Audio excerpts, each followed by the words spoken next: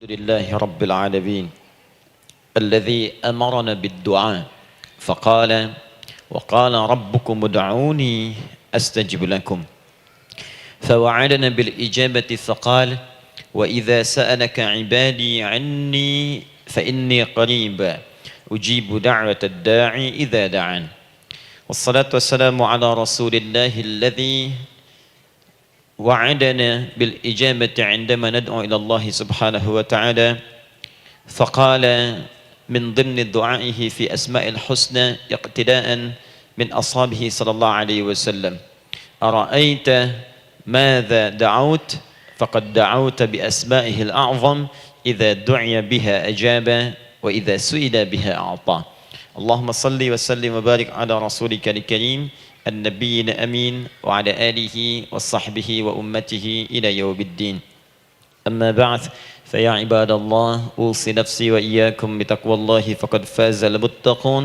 فلا تموتن إلا وأنتم مسلمون.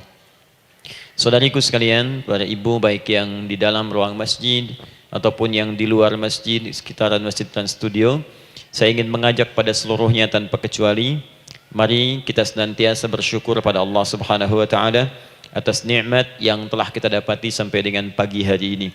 Syukur itu selalu menambah ketenangan di dalam jiwa. Syukur itu bisa mengentaskan sebagian persoalan hidup yang kita rasakan. Syukur itu bisa menambah kekuatan dari perasaan lemah yang kita rasakan. Dan syukur itu puncaknya bisa mengantarkan ke dalam surga terbaik yang dijanjikan, hingga Allah menyebutkan kemudian dalam Al-Quran, wa qalilun min ibadiyas syakur, sedikit sekali di antara hamba-hambaku itu yang bisa menjadi orang yang pandai bersyukur kepada Allah Subhanahu wa taala. Mudah-mudahan hidupan kita sampai hari ini seluruhnya diterima oleh Allah Subhanahu wa taala sebagai amal saleh, dan semoga yang belum mendapatkan hidayah untuk berislam sampai dengan pagi hari ini dihunjamkan hidayah kepada dalam jiwanya oleh Allah Subhanahu wa taala agar bisa berislam sebelum wafat menghadap Allah Subhanahu wa taala.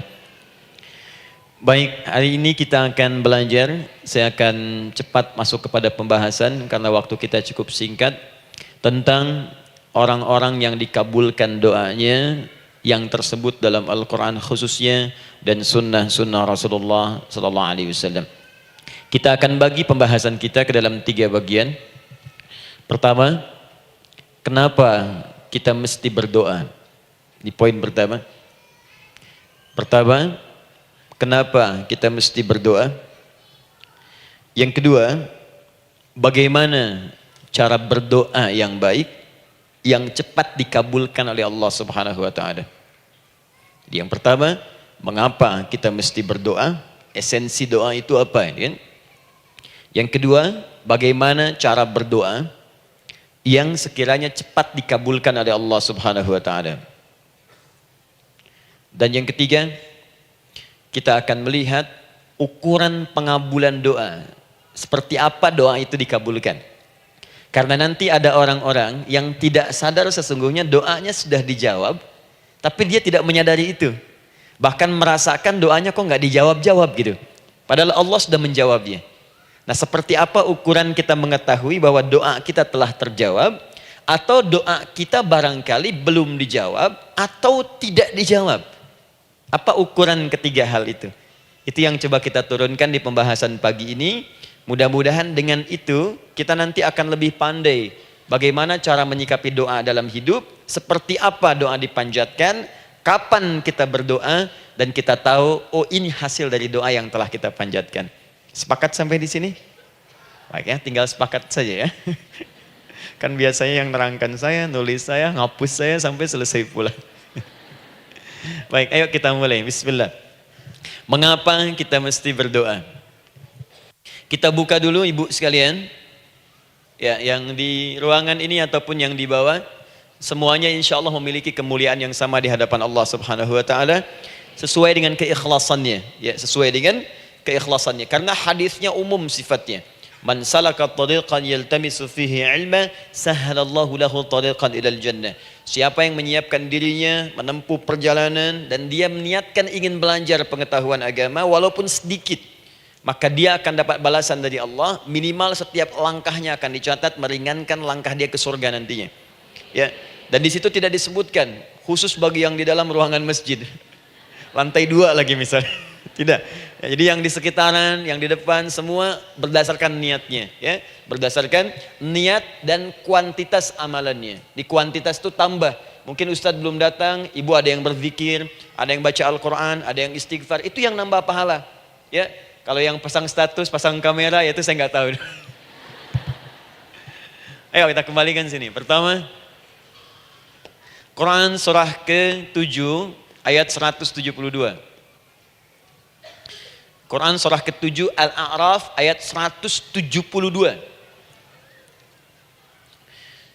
Kemudian setelah itu diperintahkan dalam Al-Quran surah ke-40 Ghafir ayat ke-60. Lalu kita praktekkan ini dalam keseharian kita. Saya beri contoh misalnya Quran surah ke-2 ayat ke yang paling banyak nih dibaca 201. Kadang-kadang misalnya Quran surah ke-2 ayat 286. Banyaklah. Quran surah ke-7 ayat 23 misalnya dan seterusnya. Ini bagian pertama.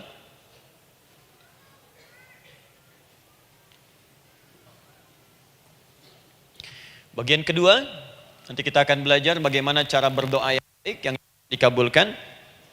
Kita ambil satu Quran ke-2 ayat 186. Kemudian yang kedua, kita ambil contoh Quran surah ke-17 ayat 110. Kemudian yang ketiga, kita ambil contoh yang paling dahsyat di Al-Quran surah ke-3 ayat 38 sampai 39. Ada yang belum berdoa sudah dikabulkan. Masya Allah. Ini ada di Quran misalnya surah ke-3 ayat 31. Nanti turunan amalannya misal di Quran surah 51 ayat 15 sampai dengan 18. Saya bulati yang 18-nya. Bagian ketiganya nanti kita uraikan di bagian akhirnya. Baik, kita bisa mulai insyaallah. Baik, kita bagian pertama, mari kita mulai. Saya ingin berkisah sejenak dengan menyampaikan Quran surah ke-7 Al-A'raf ayat 172. Allah berfirman, A'udzubillahi minasyaitonirrajim, wa idz akhadha rabbuka min bani adama min zuhurihim dzurriyyatahum wa ashhadahum ala anfusihim alastu bi rabbikum qalu bala syahidna. Ada ayatnya? Baik ya, di Quran surah ke-7 Al-A'raf ayat 172. Wa idz akhadha rabbuka min bani Adam. Kata Allah, dan ingatlah, pahamilah, pelajarilah, dalamilah. Teman-teman sekalian, ingat kalimat idz itu, idz dalam Al-Quran termasuk dalam bahasa Arab, itu bukan sekedar mengingat. Idz itu bisa mengandung arti memahami dengan dalam. Menganalisis. Ya, memaknai itu idz. Jadi bukan sekedar mengingat. Bukankah ibu kalau mengingat sesuatu berusaha mendalaminya? Ya, kalau nggak percaya saya tanya begini. Coba ibu ingat kemarin jam 5 sore ada di mana? Bukankah sekarang sedang mendalami sesuatu? Sedang mencari memori jam 5 sore kemarin ada di mana? Setelah itu dihimpun jadi sesuatu lalu disampaikan dengan terstruktur, dengan rapi. Oh, kemarin saya ada di sini, di sini, di sini, mengerjakan ini. Itu idz dalam bahasa Arab. Jadi kalau di Al-Quran ada kalimat idz, itu berarti bukan sekedar kita diminta mengingat, tapi juga merenung, mendalami, memahami dengan dalam. Paham insyaallah? Baik, sekarang perhatikan. Nanti kalau ibu baca Al-Quran, maksud saya, ibu bisa menerjemahkan sendiri dan memahami dengan baik. Ya, misal kalimat idz pertama dalam Al-Quran misal ditemukan di Quran surah kedua ayat 30. Wa idz qala rabbuka lil malaikati inni ja'ilun fil ardi khalifah. Idz akan ditemukan. Nah, sekarang ayat tentang korelasinya dengan doa, kita buka Quran surah ke-7 tadi ayat 172. Wa idz akhadha rabbuk, dan pahami ya kata Allah, renungkan ya, maknai dengan dalam ketika Allah menyampaikan, membuat komitmen dengan semua anak cucu Adam tanpa kecuali. Semuanya. Ingat kalau ditemukan kalimat Bani Adam. Bani Adam disebutkan 7 kali dalam Al-Quran. Ya. Berapa kali? 7 kali. Kalimat Bani Adam. Bani Adam. Ini menunjuk pada semua keturunan anak cucu Adam sampai selesai kehidupan. Ya, dari Nabi Adam alaihissalam, kemudian pasangannya Sayyidah Hawa alaihissalam, kemudian keduanya mulai berumah tangga, melahirkan keturunan. Diabadikan di Al-Quran surah keempat, ya, surah Ibu, ayat yang pertama. Ya ayyuhan nasu taqu rabbakumul ladzi khalaqakum min nafsin wahidah wa khalaqa minha zawjaha. Di situ kemudian ada Adam, zaujaha Hawa, ya. Wa batha minhuma rijalan katsiran wa nisaa. Dari situ turun keturunan laki-laki perempuan, laki-laki perempuan. Nanti menyebar, Bu, ya, menyebar. Ada yang ke Chicago, ada yang di Chicago, ada yang di Singaparna, ada yang di Singapura. Semua nyebar. Ya, di Sunda, dari Jawa sampai ke Sumatera, sampai Indonesia, sampai Nusantara, sampai Asia, Eropa, dunia. Nanti penyebarannya disebutkan di Quran surah ke-49 ayat ke-13. Ya ayyuhan nasu inna khalaqnakum min dzakarin wa untha. Hai manusia, semua saya ciptakan ada 2 jenis. Kalau bukan laki-laki itu pasti perempuan. Jadi tidak ada yang ketiga. Ingat ya? Kalau bukan laki-laki siapa? Perempuan. Jadi tidak ada misalnya, maaf, laki-laki yang keperempuan-perempuanan yang gerakannya melambai, ya, kata-katanya terlampau lembut misal, dan tidak ada pula perempuan yang perkasa, ya, terlampau kuat misalnya, melampaui batas-batas standarnya. Jadi kalau bukan laki-laki pasti perempuan. 2 saja. Jadi kalau misalnya masih ada yang bingung, tentukan dirinya, ya, dan lihat fitrahnya. Lihat fitrahnya. Baik, kemudian waja'alnakum syu'uban wa qabaila. Kami tempatkan kalian mungkin beda-beda tempat. Syu'ub, beda tempat. Ya, ada yang misalnya RT, RW, kecamatan, beda kampung, beda negara, sampai seluruh dunia. Wa qabail, satu tempat itu sukunya bisa beda. Coba Ibu lihat misalnya, ya, di daerah Sumatera saja ada berapa suku? Di Sunda paling banyak suku, gitu ya. Banyak sekali. Jadi bisa lain-lain, bisa beda-beda. Nah, lita'arafu, semua saling mengenal, silakan. Nah, ketika semua tadi ditempatkan di semua pelosok dunia, baik laki-laki, perempuan, dari anak keturunan Adam, itu semua anak keturunan Adamnya disebut dengan satu nama saja dalam Al-Quran, yaitu Bani Adam. Jadi kalau kita mau cari keturunan kita, sampai ke asal mula kita, dari kita sekarang, itu semua akan tersambung kepada Adam alaihissalam. Puncaknya akan ke sini. Ya. Dan tidak akan nyasar kemana-mana, Bu. Ya, ada sebagian manusia nasabnya tidak ingin ke Adam, inginnya bergeser, sehingga mengatakan manusia berasal dari monyet katanya. Ya. Ada yang berkata begitu. Ibu sampaikan saja kalau bapak dari monyet, silakan saja, jangan ngajak-ngajak saya, gitu ya.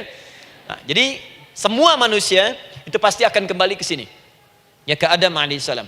Karena itu saya pernah sampaikan termasuk di sini di hadapan ibu semua, masih ingat? Mukjizat pertama Rasulullah sallallahu alaihi wasallam saat lahir ke muka bumi.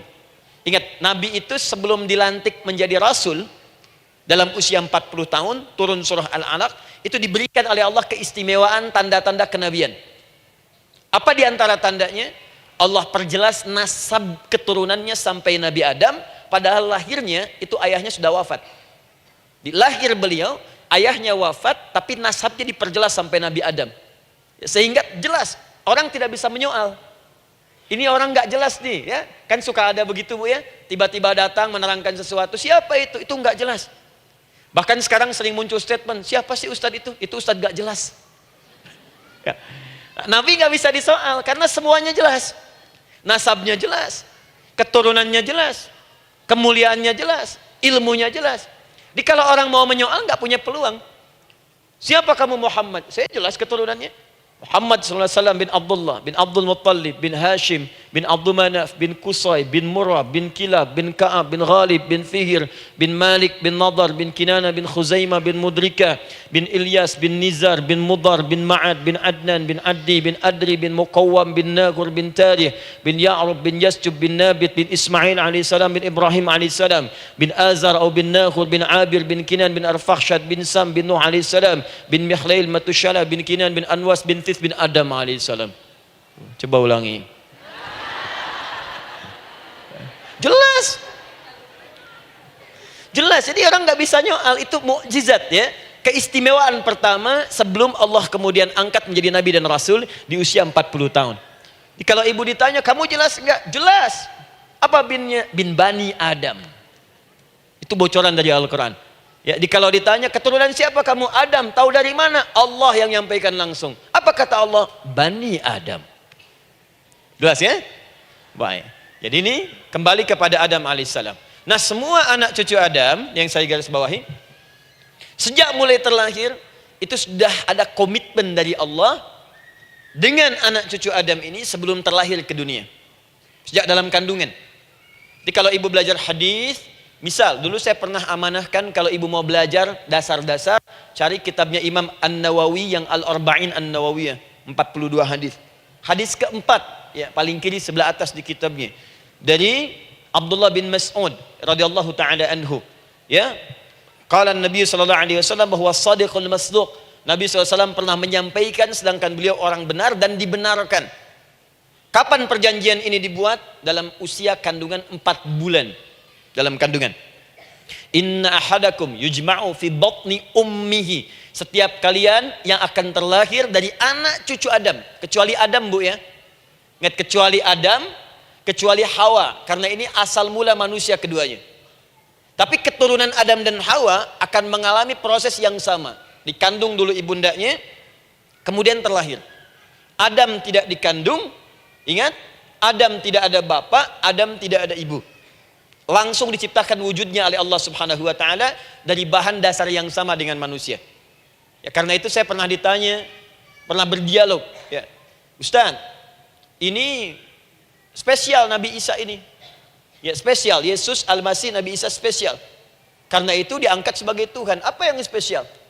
Kata beliau, karena ini bisa menghidupkan yang mati. Yang kedua, ini lahirnya beda dengan orang biasa.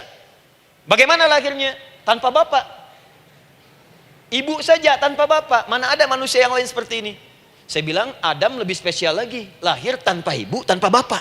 Kenapa nggak jadi Tuhan? Tapi kan Adam nggak bisa menghidupkan yang mati. Dengan izin Allah, maaf, Nabi Ibrahim lebih canggih lagi. Buka Quran surah kedua, ayat 260. Paling kiri sebelah atas. Wa idh qala Ibrahim rabbi arini kaifa tuhyil mauta qala awalam tu'min qala bala walakin inna qalbi.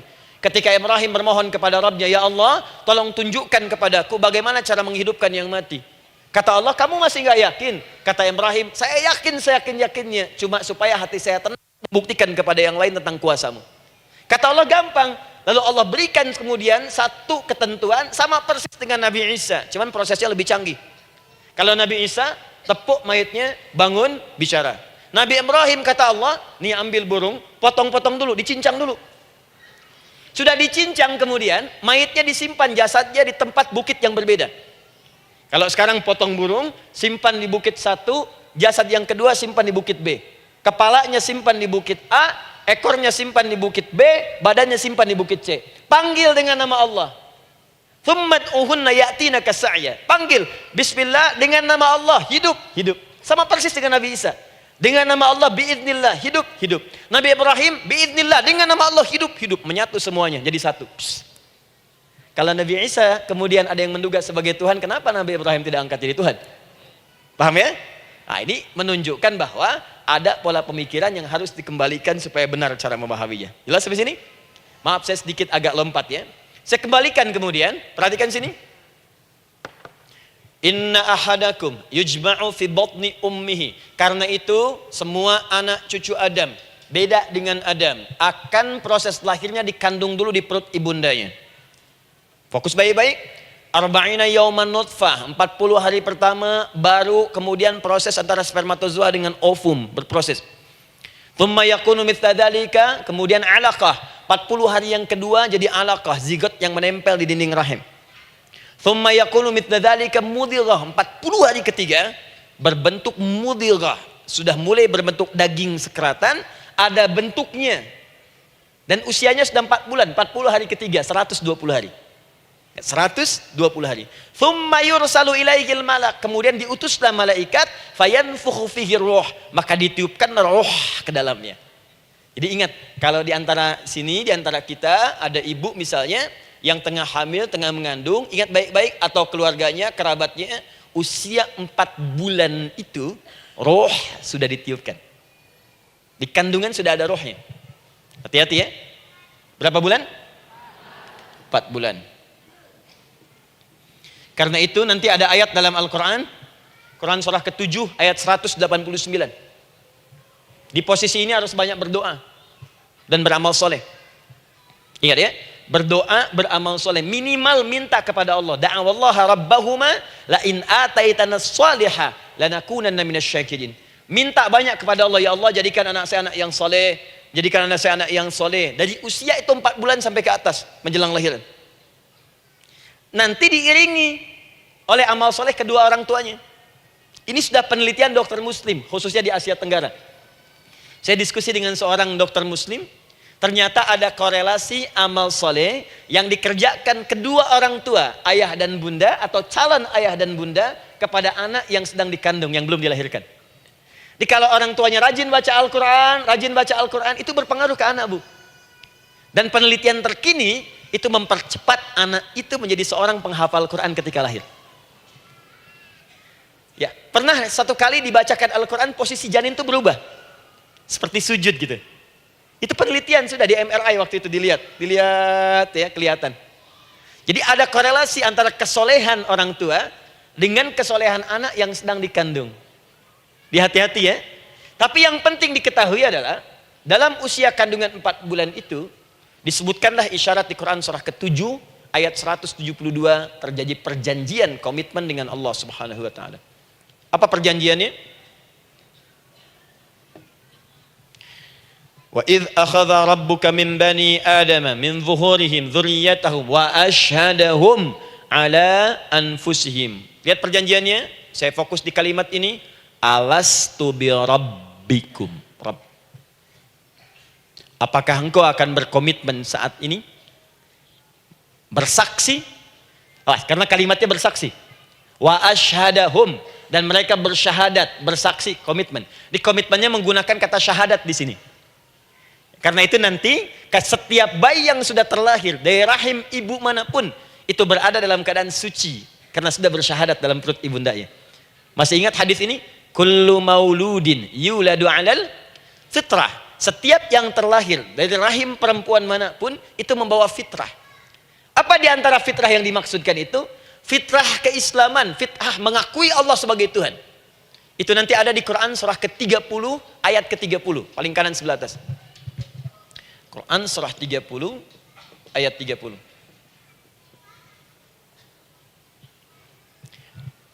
Fa'aqim wajhaka lid-dini hanifa.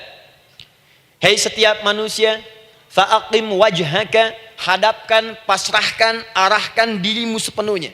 Lid-dini, pada ketentuan ad-din, hanifa dengan lurus. Di setiap manusia itu punya fitrah untuk beragama. Punya kecenderungan untuk mencari Tuhan. Silakan ibu cek, manusia manapun yang pernah hidup itu pasti akan mencari Tuhan. Silakan. Karena itu Allah beri jalan, begini cara mencarinya. Fitratallahi allati fataran nasa 'alaiha, itulah fitrah manusia yang telah Allah berikan pada dirinya bahkan sebelum dia terlahir. Di antara fitrah manusia ada kecenderungan untuk mencari Tuhan. Ada kecenderungan untuk mendekat kepada Allah. Bahasa Qur'annya din, lid-dini hanifa. Apa itu din? Itulah Islam. Quran surah ke-3 ayat 19. Inna dina indallahil Islam. Karena itu silakan cek, semua orang itu pasti akan mencari Tuhan. Setiap manusia. Ada yang melihat kayaknya ada di hewan, kayaknya ada di pohon, kayaknya ada di alam, kayaknya ada di patung, kayaknya ada di... Mencari dia. Terus Allah beri jalan. Kalau kamu ingin mencari yang benar, din yang dimaksud Islam, diberikanlah tuntunan dalam Islam. Jelas sampai sini? Baik, karena itulah kemudian setiap bayi yang terlahir itu disebut oleh Nabi dia suci, dia bersih karena telah membawa risalah Islam dalam dirinya.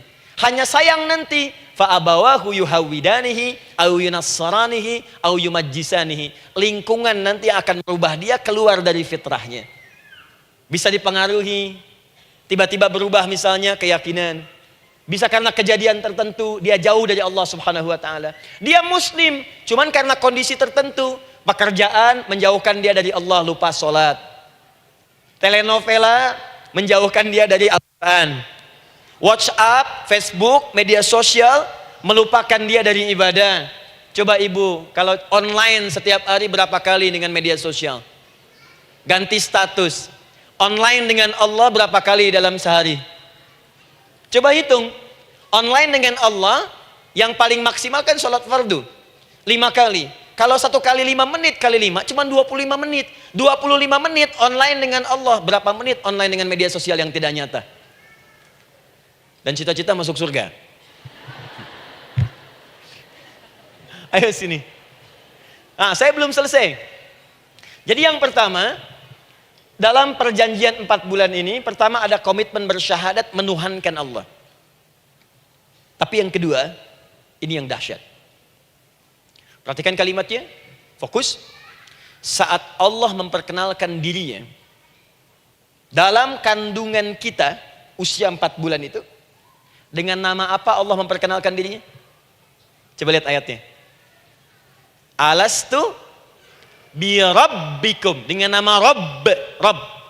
Wa idh akhadha rabbuka min bani adama dzurriyyatahum, awas, wa ashhadahum ala anfusihim. Alastu bi rabbikum, dengan nama Rabb. Nah, ibu sekalian, kata Rabb ini itu berasal dari kata ar-rububiyah. Ar-rububiyah yang berarti sifat merawat, memberikan semua kebutuhan. Saya ulang ya. Merawat, memberikan semua kebutuhan. Sudah? Menyayangi, memaafkan, mengasihi, mengampuni. Masya Allah. Merawat, memenuhi sebuah kebutuhan, menyayangi, memaafkan, mengampuni. Jadi semua hal yang terkait dengan perhatian ada pada kalimat Rabb. Sifatnya disebut dengan rububiyah.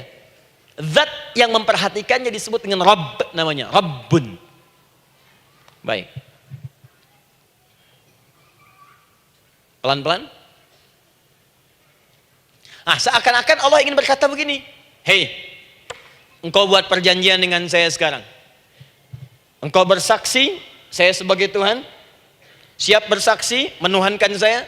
Nanti ketika kamu lahir, apapun yang kamu butuhkan dalam kehidupan, aku akan berikan. Kamu akan saya rawat. Kalau sakit, kamu saya sembuhkan.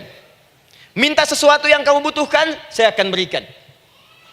Kamu butuh sesuatu, saya akan hadir. Kamu salah minta maaf, saya maafkan. Kamu dosa minta ampun istighfar, saya ampuni. Kamu ingin sesuatu yang lebih baik, saya berikan. Pokoknya semua yang kamu inginkan selama engkau butuhkan dan itu baik, aku berikan. Kira-kira, maaf Bu ya, maaf sekali. Kalau ada yang nawarkan pada ibu, mau nggak ikut saya? Nanti sebuah kebutuhannya saya berikan. Kalau sakit saya berikan jaminan kesembuhannya. Kalau butuh sesuatu saya berikan. Kalau ingin ini itu selama butuh saya sampaikan. Kira-kira ibu nolak atau ikut? Baik. Ikutnya mikir dulu atau tidak? Tidak. Jangankan yang tinggi-tinggi Bu ya. Suami aja nawarkan. Mah mau nggak ikut papa? Papa nanti kasih handphone S10. Sama gelang nggak Pak? Ikut ya. Dan tanpa pikir. Dalam bahasa Arab, sesuatu yang disetujui tanpa difikirkan lagi, itu disebut bala namanya. Bala, sekali saja. Sekali, ya, tidak 2 kali. tidak ditambah, tidak dikurangi. Ingat, kalau Allah sudah sampaikan kalimat, jangan tambah, jangan kurangi, ya. Bala tidak ditambah nga, tidak disebutkan 2 kali. Bala. Ya. Bala itu artinya siap. Ya. Tanpa fikir. Karena memang nggak ada yang dipikirkan lagi. Apa yang mau dipikirkan? Semua kebutuhan dikasih. Semua keinginan dikabulkan sepanjang baik. Kalau sakit ada jaminan disembuhkan. Dikasihi, disayangi, salah dimaafkan. Ya, kalau dosa diampuni. Apalagi yang kurang, nggak ada aib, nggak ada yang kurang, sempurna semua. Kita katakan bala tanpa fikir. Karena itu, perhatikan, setiap kita kemudian, ibu sekalian, datang terlahir ke bumi, mengalami kehidupan, fitrah kita setiap mendapatkan kebutuhan, kita akan menyebut nama Allah Subhanahu wa taala dengan nama yang telah dijanjikan itu. Silakan ibu cek. Bukankah ibu ketika ada kesulitan memohon kepadanya? Ya Allah, tolong sembuhkan ya Allah. Ya Allah, lancarkan ya Allah. Ya Allah, sukseskan suami saya. Ya Allah, tenangkan kehidupan rumah tangga kami. Ya Allah, anugerahkan solusi. Ya Allah, sembuhkan ibu saya. Semua minta kan? Dan dahsyatnya, ketika ibu memohon kepada Allah itu, ibu gunakan kalimat yang telah disepakati ketika Allah sampaikan kepada kita. Rabb, Rabb, Rabb. Perhatikan, kalau ibu berdoa, doa apa paling favorit? Rabbana atina fid dunya hasanah, fil akhirati hasanah, wa qina. Doa apa itu? Sapu jagat. Bu bayangkan, Nabi aja nggak tahu tuh istilah itu sapu jagat. Ibu tahu? Wah, Masya Allah, Indonesia kreatif. Luar biasa. Ada doa sapu jagat, nggak ada doa sapu nggak ada jagatnya, ada doa jagat nggak ada sapunya. Wah, pokoknya luar biasa lah. Ya. Ya, lihat, bukankah kalimatnya dibuka dengan Rabb? Rabbana atina fid dunya sana. Rabbana zalamna anfusana wa illam taghfir lana wa tarhamna lanakunanna minal. La yukallifullahu nafsan illa laha ma kasabat wa 'alaiha mak. Perhatikan, Rabbana la innasina Rabbana Rabb. Ini ayatnya. Sapu jagat Quran surah 2 ayat 201. La yukallifullahu Quran surah 2 ayat 286. Rabbana zalamna Quran surah 7 ayat 23. Yang ingin saya sampaikan, setiap kita butuh sesuatu, kita menyebut namanya dengan kalimat Rabb. Kenapa kita katakan Rabb? Karena Allah sendiri menyebutkan dengan kalimat Rabb. Alastu bi rabbikum, saya nanti adalah Tuhan yang akan memperhatikan kalian, menyayangi kalian. Saya Tuhan yang akan merawat kalian, memberikan semua kebutuhan. Makanya ibu tuh kalau ada persoalan nagih seakan-akan ke Allah. Ya Allah, kan engkau yang berjanji kepada saya. Engkau yang berjanji, engkau yang menepati ya Allah, karena engkau Tuhan. Kalau manusia, dia berjanji, dia yang mengingkari. Dia awali, dia yang akhiri. Tapi engkau beda ya Allah. Kenapa? Engkau berjanji, engkau yang menepati. Quran surah ketiga ayat 9. Innallaha la yukhliful mi'ad. Engkau yang berjanji, engkau yang menepati. Engkaulah awal dan akhir dari semua hal. Engkau mengatakan saya Rabb yang akan memberikan semua kebutuhan. Sekarang saya butuh ya Allah. Engkau berjanji akan menyembuhkan, sekarang saya sakit ya Allah. Engkau berjanji akan memberi solusi, sekarang saya sedang punya masalah ya Allah. Engkau berjanji akan memberikan kesuksesan, sekarang saya sedang menapaki itu ya Allah. Makanya ibu sebutkan kalimat Rabb, Rabb, Rabb, Rabb.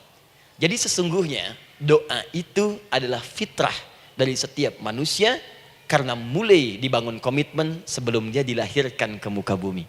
Jadi kalau kita bicara tentang doa, doa itu fitrah kehidupan bagi setiap manusia.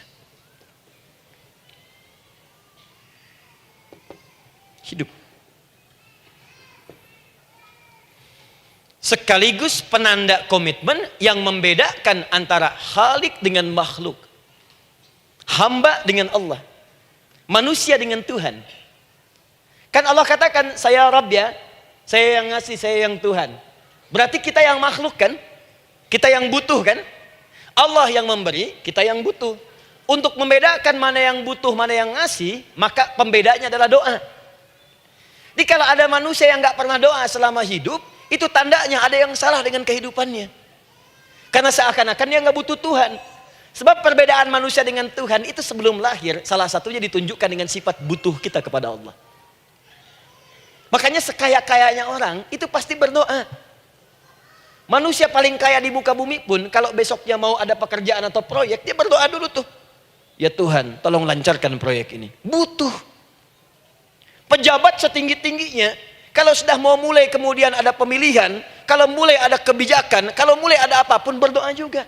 Itu tandanya butuh. Butuh. Di setiap manusia itu pasti butuh dengan Allah. Karena itu kalau ada manusia yang gak pernah berdoa selama hidupnya, itu langsung mendapatkan kecaman dari Allah dan dijamin akan masuk neraka yang paling dalam. Karena seakan-akan dia sudah gak butuh dengan Allah. Saya ulang ya, saya ulang. Doa itu fitrah hidup manusia yang sekaligus menunjukkan statusnya sebagai hamba. Jadi kalau ibu update status di media sosial, mulai sekarang tuliskan hamba. Hamba. Sudah. Mau sifatnya apapun tetap hamba. Ya, mau pejabat, mau orang kaya, mau cukup, mau macam-macam, mau ustadz, mau syekh, mau habib, tetap ujungnya hamba. Dan butuh penghambaan itu diwujudkan dalam bentuk doa. Muncullah Quran surah ke-40 ayat ke-60. Wa qala rabbukum, Rabb, selalu Rabb. Wa qala rabbukum ud'uni astajib lakum. Innal ladzina yastakbiruna an ibadati, awas, sayadkhuluna jahannam dakhirin. Allahu akbar. Dan Rabbmu berfirman, mengingatkan kembali kepada kalian semua, hei hamba-hambanya. Kalau ada kebutuhan, kalau ada masalah, kalau ada permintaan, kata Allah, ayo doa sama saya. Minta. Kan kita sudah bikin perjanjian. Makanya Allah katakan kalau punya masalah, Bu, berdoa. Bukan mengeluh. Kalau punya persoalan, Bu, berdoa. Bukan bikin status. Rasanya aku tidak sanggup. Ditulis di Facebook. Apain? Terus kalimat Allahnya pun jelas. Minta kepadaku, bukan mengeluhkannya. Kamu tidak seperti yang aku kira. Nungguin komen. Sambil masak, celing ada satu. Ece kunaon. Makin meluas masalah. Untuk abi mas sabar. Sudah. Paham ya? Jadi ini kaidah hidup yang pertama. Sebetulnya sederhana, cuman jarang digunakan gitu. Sederhana, cuman jarang dipakai. Kata Allah kan, kamu doa itu, saya kasih ketenangan. Jadi Bu, gini, doa itu manfaatnya, walaupun solusi belum datang, tapi hati tenang. Tenang. Jadi kalau mau curhat-curhat sama Allah, sampaikan, minta, mohon, berikan. Minimal tenang. Saya kasih rahasia ya. Ini di antara kita saja nih. Lihat sini. Saya hapus dulu deh. Bismillah. Masya Allah. Mau ngapus sendiri, nulis sendiri, penghapus, lari sendiri.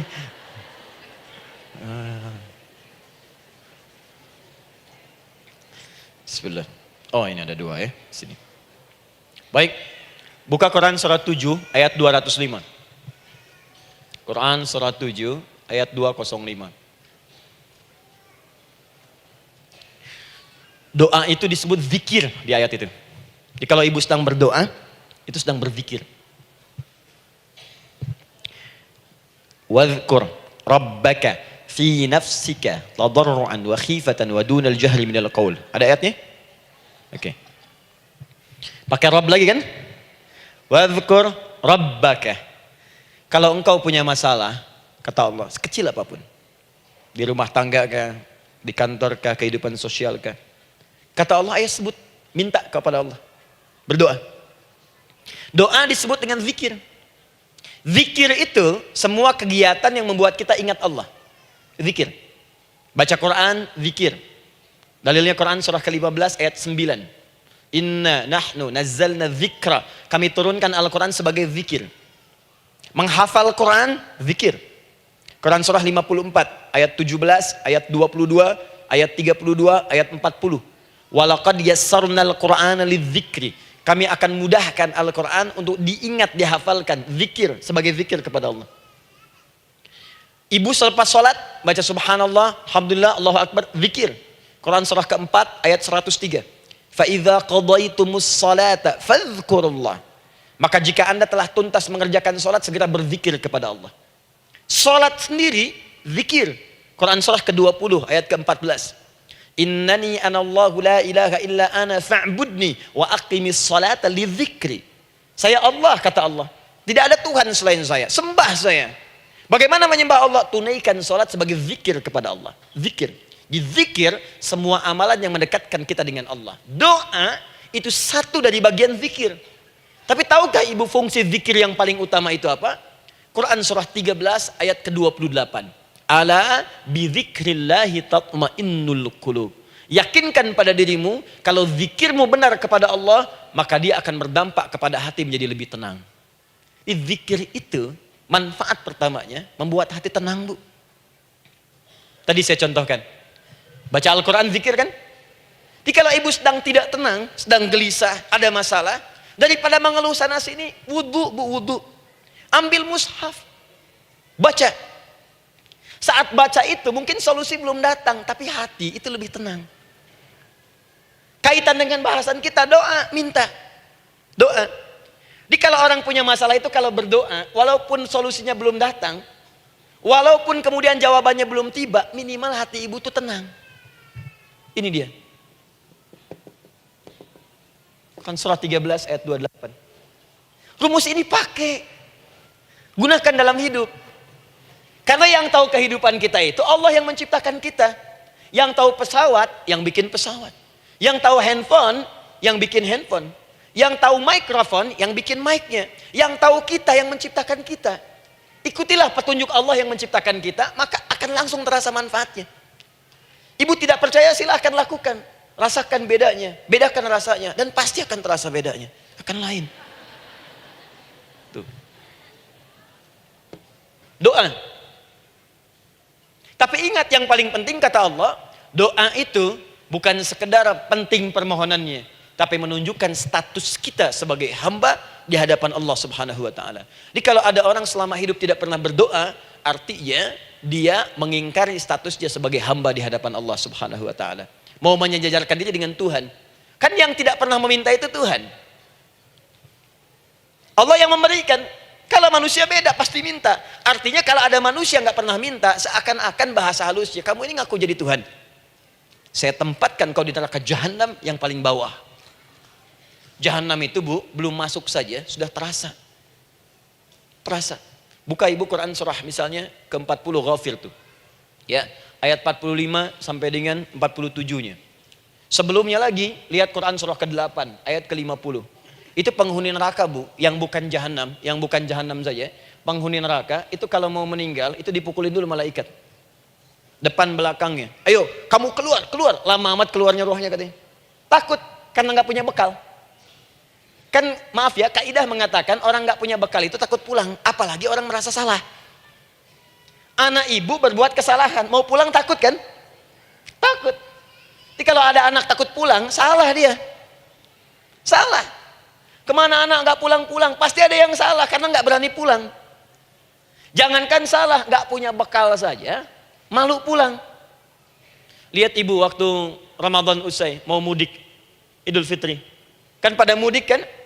Kenapa mau mudik dan senang mudik? Karena punya bekal, Bu. Dikumpul-kumpulkan tuh selama 11 bulan. Untuk 1 bulan saja. Itu pun paling berapa hari. Kumpulin. Terus telepon keluarga, insya Allah aku pulang hari ini. Wah, senang semuanya. Padahal mudiknya cuma pakai motor, Bu. Motornya bebek, bekalnya singa.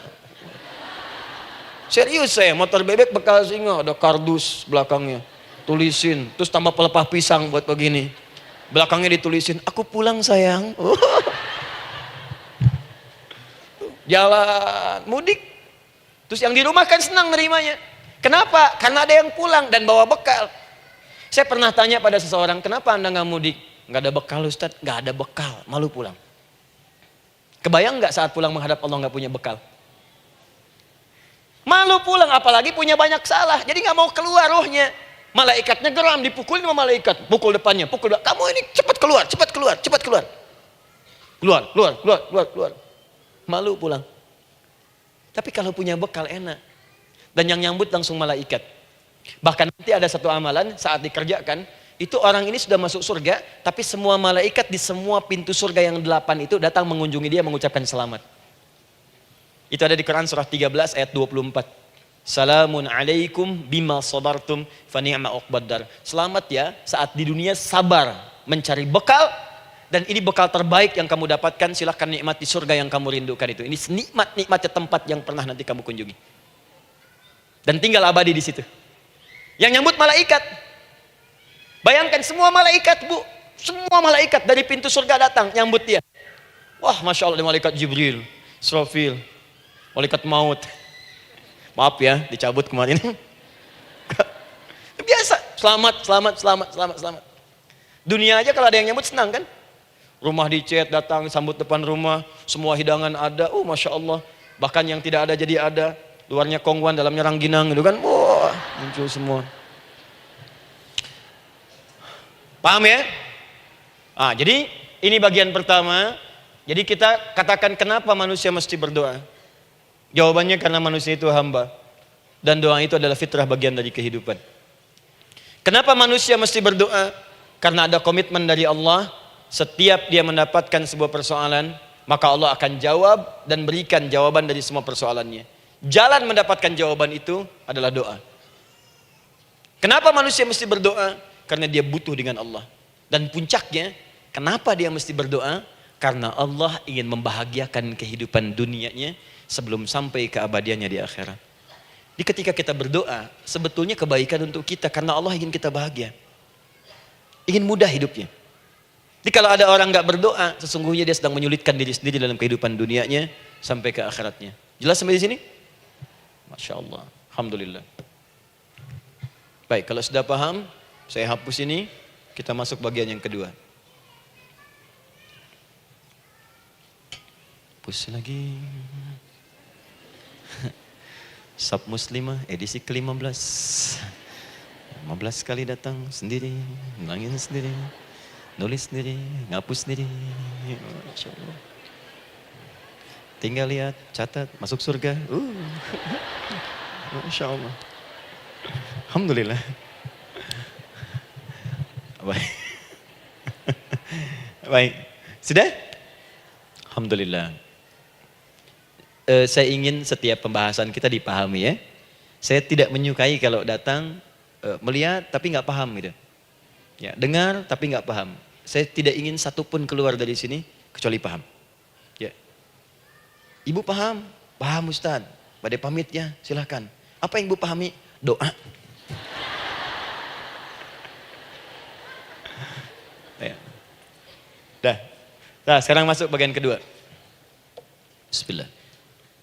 Kalau sudah mengerti yang tadi, persoalannya adalah bagaimana cara kita memohon kepada Allah.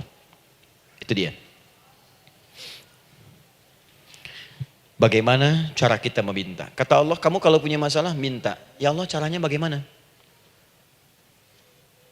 Karena sesuatu yang dikerjakan tanpa ilmu dan tidak tahu caranya, itu bisa keliru. Hidup itu menyembah Allah tidak cukup dengan iman, Bu. Mesti pakai ilmu. Iman saja sekalipun kuat tanpa ilmu, itu bisa salah. Kuat ingin mendekat kepada Allah. Ya Allah, aku ingin ibadah, aku ingin ibadah. Kuat. Saya punya kawan dulu di pesantren. Tahun kedua, dia sudah berubah. Ya, tadinya orang tuanya melihat anaknya Masya Allah, tiba-tiba ada perubahan, senang ibadah, Bu. Malam-malam dia bangun, ini kisah nyata, saya alami sendiri. Masya Allah, saya senang sekali.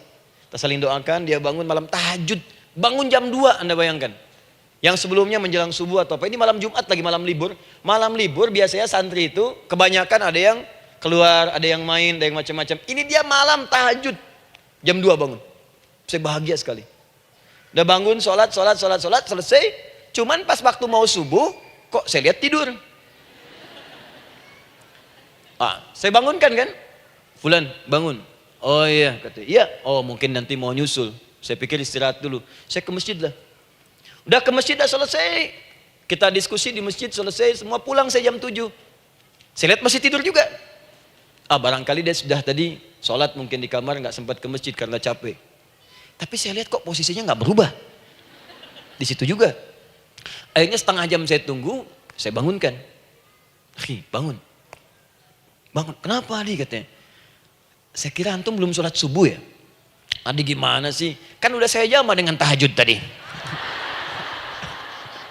Udah saya jama dengan tahajud. Jadi memang kekuatan imannya lagi tinggi, cuman ilmunya kosong.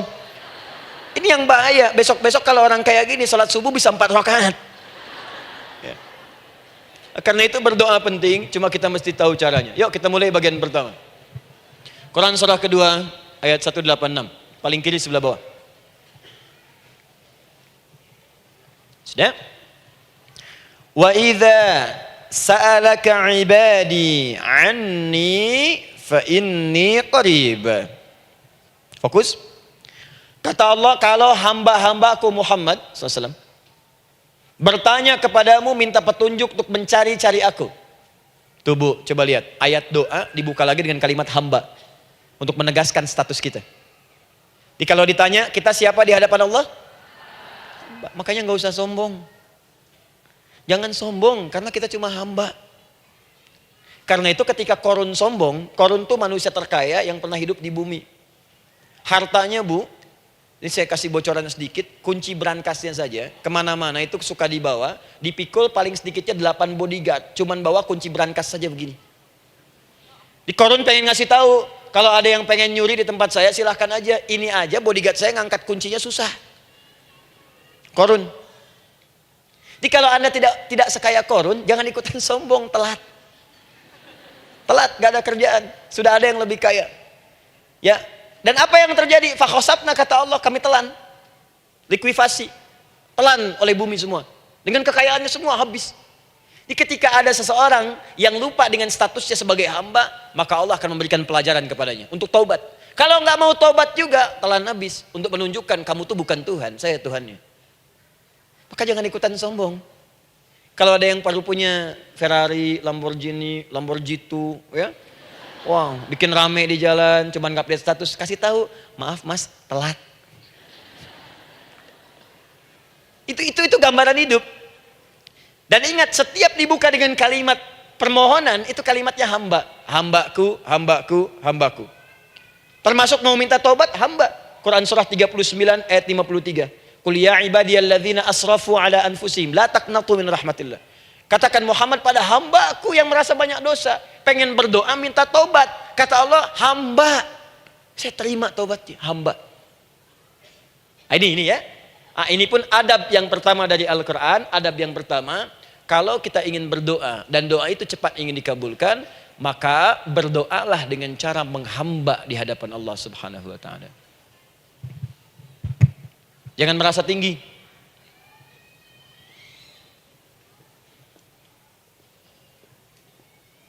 Saya turunkan caranya. Bagaimana cara menghamba itu dengan cara yang baik? Fokus. Wa idza sa'alaka 'ibadi 'anni, Muhammad SAW, jika ada hamba-hambaku bertanya padamu tentangku, ingin mencari-cari aku. Masya Allah, ibu maaf ya, biasanya kan kalau orang mencari Allah, ingin mendekat kepada Allah, entah itu datang ke masjid, bangun malam, biasanya motifnya cuma 2. 1, ada kebutuhan, pengen berdoa, terus dekat sama Allah. Besok mau arisan, malamnya tahajud. Anak mau ujian baru puasa, kan? Suami ada proyek, nah, baru baca Quran, kan? Terus itu biasa itu. Biasa. Jadi fitrah, Bu. Tumben jeung tahajud fitrah. Itu biasa itu. Ya. Yang kedua, taubat dari maksiat. Taubat. Seorang taubat ke masjid, bangun malam, doa, itu biasa. Jadi kalau ada seperti itu tandanya kita hamba normal manusia.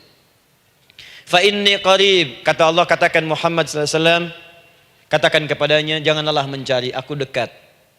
Dekat, jangan mencari, aku dekat. Jadi Bu, ketika kita butuh Allah, langsung dijawab oleh Allah. Kamu mau apa? Aku dekat. Itu secara psikologi memberikan ketenangan yang paling dalam. Saya belum datang di sini sampai jam 8, ibu tanya panitia, ustadznya mana sih? Ustadznya mana? Jawaban pertama misalnya, ini belum jelas nih ustadznya. Gak ada kabar. Yang kedua mengatakan, tenang saja, ustadz sudah dekat. Maka yang kedua itu lebih menenangkan kepada kita. Ketika ibu mencari, ya Allah, saya sedang ada masalah, langsung dijawab oleh Allah. Tenang, aku dekat denganmu. Mau minta apa? Itu bu, jadi kalau ibu sedang punya persoalan, psikologi Al-Quran mengatakan, langsung merasakan Allah tuh bersama kita, dekat, menunggu kita mau minta apa. Ibu punya masalah dengan suami, ingin mengadu. Lu kata Allah, saya dekat, kamu kenapa? Ada masalah apa? Ayo minta, ayo cerita. Mohon. Ibu punya masalah dengan anak. Ibu punya masalah dengan tetangga, di pekerjaan, kehidupan sosial. Kata Allah, saya dekat. Nah, perasaan itu hadirkan dalam jiwa kita. Ini sekarang jarang didapatkan. Jadi kalau ada masalah itu, hal pertama yang dilakukan itu belum ingat Allah itu masalahnya. Di kebanyakan manusia itu kalau punya masalah, selalu ingin yang pertama itu solusinya. Bukan Allahnya. Kan pemilik solusinya Allah. Jadi kalau kita ingat pada yang memiliki, maka apapun yang kita minta akan diberikan. Bahkan ada orang yang saking ingatnya dengan Allah, sebelum minta sudah dikabulkan. Itu yang dahsyat. Nah, sekarang setelah kita paham tentang kedekatan ini, kemudian kita praktekkan. Jadi bu, ya maaf ya, ketika ibu punya masalah apapun, yang pertama diingat Allah. Allah, engkau telah berjanji, engkau pasti akan tepati. Ya Allah, sekarang aku ada persoalan. Nah, sekarang teruskan ayatnya. Ujibu da'watad da'i idza da'an. Ujiba.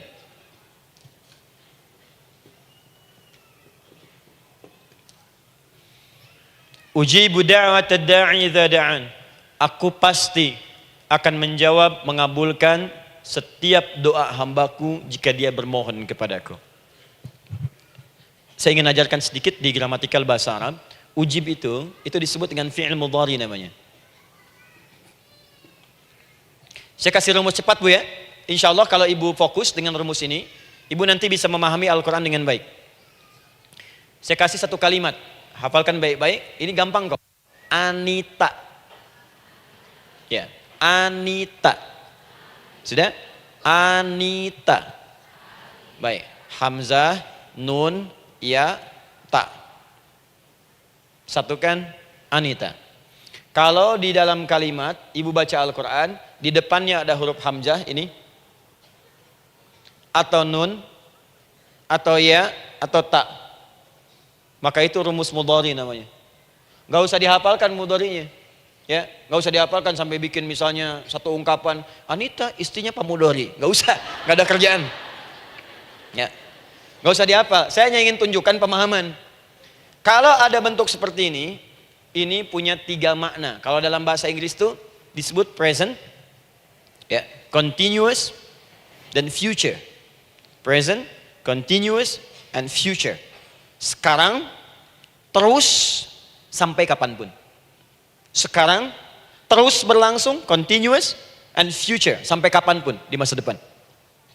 Ini bentuknya disingkat dengan rumus ini, Anita.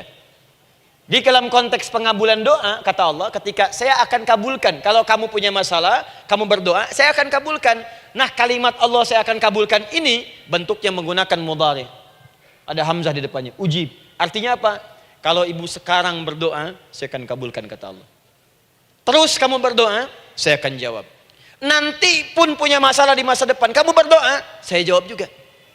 Jadi artinya tidak ada doa yang sia-sia. Semua doa, ingat, sepanjang kita butuhkan, pasti Allah berikan. Doa itu sepanjang kita butuhkan, pasti akan dijawab.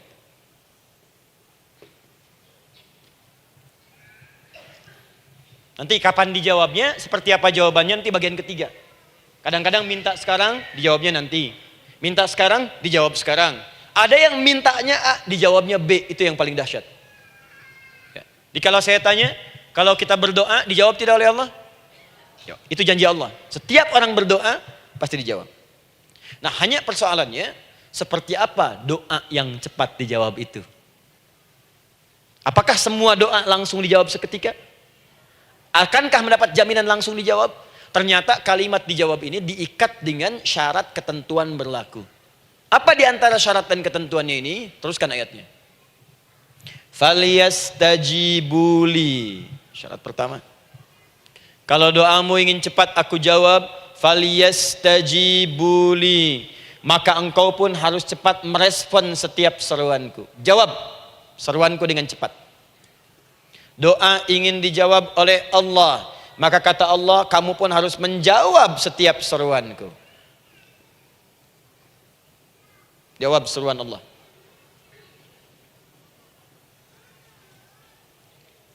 Ayo respon, adil.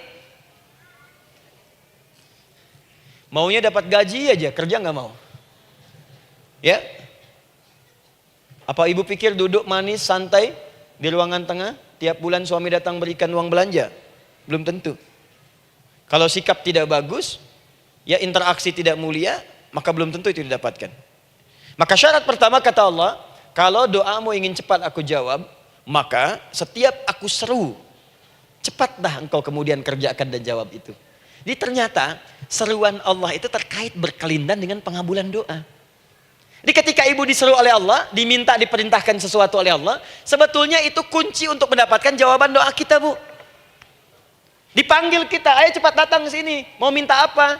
Minta, saya kasih. Apa di antara kunci doa itu, Ustaz? Yuk kita lihat. Adalah jawaban dari seruan Allah. Apa di antara seruan Allah itu? Saya beri contoh satu misalnya. Allah perintahkan kita untuk sholat. Bahkan diseru, diingatkan 5 kali dalam sehari. Sholat. Bukankah kita diseru, Bu? Dipanggil 5 kali sehari untuk sholat? Allahu Akbar, Allahu Akbar. Ya? Diingatkan kan? Ayo ingat Allah, ingat Allah, ingat Allah, ingat Allah. Allah Maha Agung, Maha Besar semuanya. Dan seterusnya. Perhatikan baik-baik. Apa tujuan Allah menyeru kita dalam sholat? Ternyata bukan ingin memberikan beban ruku dan sujud. Bukan sujudnya yang penting. Karena semua makhluk tidak sujud pun tidak akan menurunkan status Allah sebagai Tuhan. Allah tetap Allah, gak ada ruginya. Yang rugi kita, ternyata ketika disuruh sujud, disuruh ruku itu, ternyata yang ditunggu itu bukan ruku sujudnya. Allah nunggu, punya masalah apa? Mau minta apa? Karena itu dalam ilmu fikih, ibu buka semua kitab fikih. Salat itu secara bahasa disebut dengan doa. Nama lain dari doa adalah salat. As-salatu hiya doa. Salat adalah doa. Karena itu semua bacaan dalam salat doa semua. Coba lihat. Baru takbir Allahu Akbar, doa iftitah. Al-Fatihah doa, Bu. Jangan dikira Al-Fatihah enggak ada doanya. Nih, nanti saya berikan cepat ya. Ini highlight dulu. Dalam sholat itu ada 4 keadaan. Ingat ini baik-baik. Nanti ibu manfaatkan, minimal zuhur lakukan. Ada berapa keadaan? 4. Ada 4 posisi, 4 keadaan dalam sholat. Yang kalau ibu berdoa benar, meminta di situ dengan benar, itu seketika akan dikabulkan. Seketika. 1, saat berdiri. 2, saat ruku'. 3, saat sujud. 4, sesaat sebelum salam.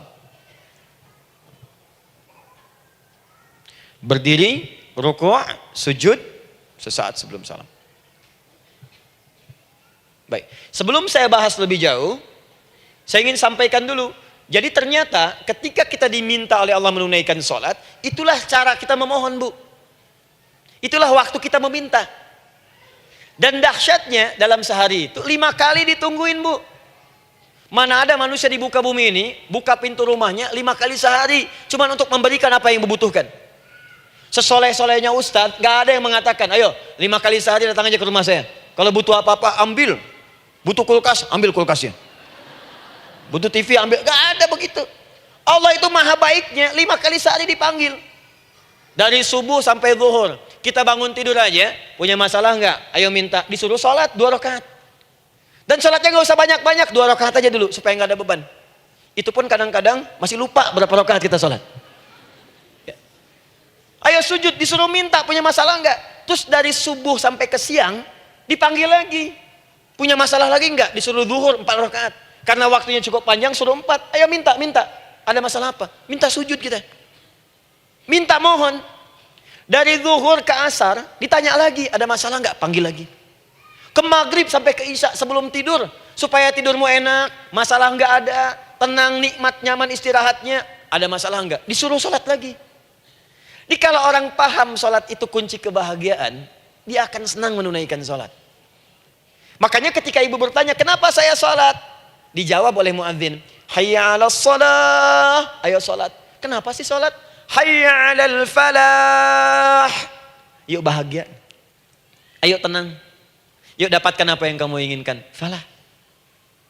Jadi kalau orang paham sholat itu menyelesaikan persoalan, tentu orang akan berbondong-bondong semangat untuk menunaikan sholat. Cuman sayang segelintir orang itu menilai sholat sebagai beban. Jadi sebagai kewajiban beban saja, makanya sholatnya nggak nikmat. Karak tadi duhur, ayeuna asar deui. Tuh. Ya bagaimana doanya bisa dijawab? Anda datang pada orang, tapi datangnya dengan marah-marah. Datangnya dengan mencelanya. Ya bagaimana dia bisa memberikan kebutuhan Anda? Anda datang pada Allah dengan niat yang tidak ikhlas. Setelah itu kemudian menggunjingkannya, bagaimana bisa dijawab? Tuntutan tinggi. Tapi datang tidak membawa prestasi, ya bagaimana bisa diberi? Catat tuh, bikin status. Paham ya? Nah ini bagian pertama. Jadi cara pertama, respon kata Allah, seruan Allah. Rumus pertama sholat. Nah sekarang saya ajarkan lagi. Ini belum selesai nih Bu. Ini panjang bahasannya nih. Sampai jam berapa kita? 10 ya? Oh, banyak. Oh, mau sampai jam 5 silahkan. Saya jam 10 selesai. Ya. Lihat sini. Oke, saya punya sekitar 1 jam kurang ke depan. Saya ingin terangkan sedetil-detilnya gitu ya. Dan saya hanya menyampaikan isi Al-Quran. Quran, hadis, Quran, hadis. Sekarang gini, Ustadz saya sekarang paham, sholat berarti kunci untuk menyelesaikan masalah. Di sholat saya akan memohon. Sekarang Ustadz, bagaimana cara saya merespon sholat? Kan kata Allah, saya menyeru, respon gitu kan? Kita dipanggil sholat nih, Allahu Akbar, dipanggil. Bagaimana cara meresponnya? Sebelum minta. Awas, ibu ingin datang mengajukan proposal. Datang kepada wali kota, datang kepada gubernur, datang kepada presiden, datang kepada menteri sebelumnya. Bukankah ibu mempersiapkan diri? Penampilan ditata, proposal dibagus-bagusin, itu kan? Yang paling hebat itu kadang-kadang malam-malam latihan depan cermin. Bapak wali kota yang saya hormati. Lihat semuanya tuh.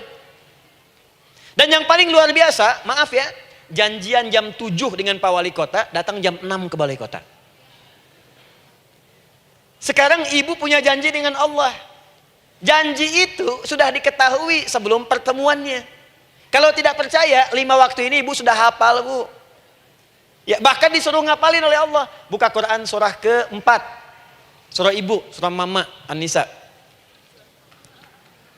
Ayat 103, Quran surah 4 ayat 103. فَإِذَا قَضَيْتُمُ الصَّلَاةَ فَاذْكُرُوا اللَّهَ قِيَامًا وَقُعُودًا وَعَلَى جُنُوبِكُمْ فَإِذَا اطْمَأْنَنْتُمْ فَأَقِيمُوا الصَّلَاةَ. Lihat ujung ayatnya. Inna as-salata kanat 'alal mu'minina kitaban mawquta. Sungguh semua waktu salat itu telah ditetapkan waktunya bagi orang beriman. Itu terjemahan biasa. Kalau terjemahkan pakai ilmu balaghah, sungguh orang beriman itu hafal waktu-waktu salat. Tahu waktunya. Apalagi kalau di waktu itu ibu punya kepentingan, pasti hafal. Kalau ibu benar memprioritaskan sholat dan menilai sholat sebagai solusi hidup, menilai sholat sebagai kebutuhan, ibu pasti akan hafalkan itu Bu. Nih ya, ibu dapat bagian arisan nih, bulan ini misalnya. Dan memang bagian jatah ibu, demi Allah saya katakan, sebulan sebelumnya ibu sudah hafal tanggalnya kapan. Bahkan di kalender tuh diwarnain. Papa, bagian mama nanti bulan ini. Tuh. Dicatat semua, di tempat siapa, jam berapa, datang dengan penuh keceriaan dan kebanggaan. Luar biasa. Hanya untuk urusan dunia yang itu habis gitu. Jika dia tidak meninggalkan ibu, ibu yang meninggalkan dia duluan. Sekarang 5 kali sehari semua diberikan, bahkan lebih daripada dunia dan seisinya. Harusnya sih wajarnya dihafalkan waktunya dan ibu hafal. Ayo, subuh jam berapa sekarang? Lihat sini, bukan ke atas. Ditutup tuh. Tuh, sana tuh. Subuh jam berapa? Ayo ngelihat ke sana, 4:43. Zuhur jam berapa? Tuh. Asar, maghrib, isya. Itu kan kunci ibadah. Dan kunci ijabah, kunci ibadah, kunci ijabah. Di situ ada pengabulannya. Ah, ini gimana mau minta, waktu permintaannya aja nggak hafal. Gimana mau bermohon, datangnya aja telat. Karena itu, bagaimana cara merespon seruan Allah? Diaturlah di Quran surah kedua ayat 152. Paling kanan sebelah bawah. Quran surah kedua ayat 152. Ibu masih ingat? Bukankah sholat disebut sebagai zikir? Masih ingat? Ya, di surah ke-20 ayat 14. Wa aqimis sholata lidzikri, tunaikan sholat sebagai zikir kepadaku. Sekarang lihat ya. Lihat ketentuan Allahnya. Kalau ibu dipanggil untuk sholat, dipanggil untuk zikir, cepat respon. Ibu cepat respon, Allah pun akan cepat merespon permintaan ibu. Lihat kalimatnya. Fadhkuruni adzkurkum. Fadhkuruni adzkurkum.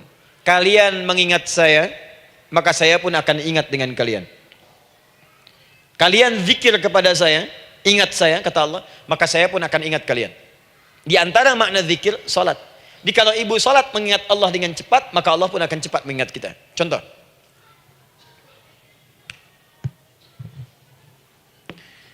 Saya ambil waktu subuh misalnya. Di Bandung 4-3-3. 4-4-3. Oh, lihat kesan lagi terjadi perbedaan pendapat. Ya.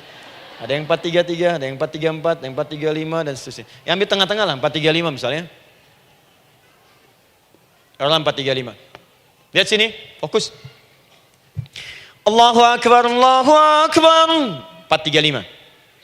Dipanggil salat, diseru. Kan tadi rumusnya di Quran surah 2 ayat 186.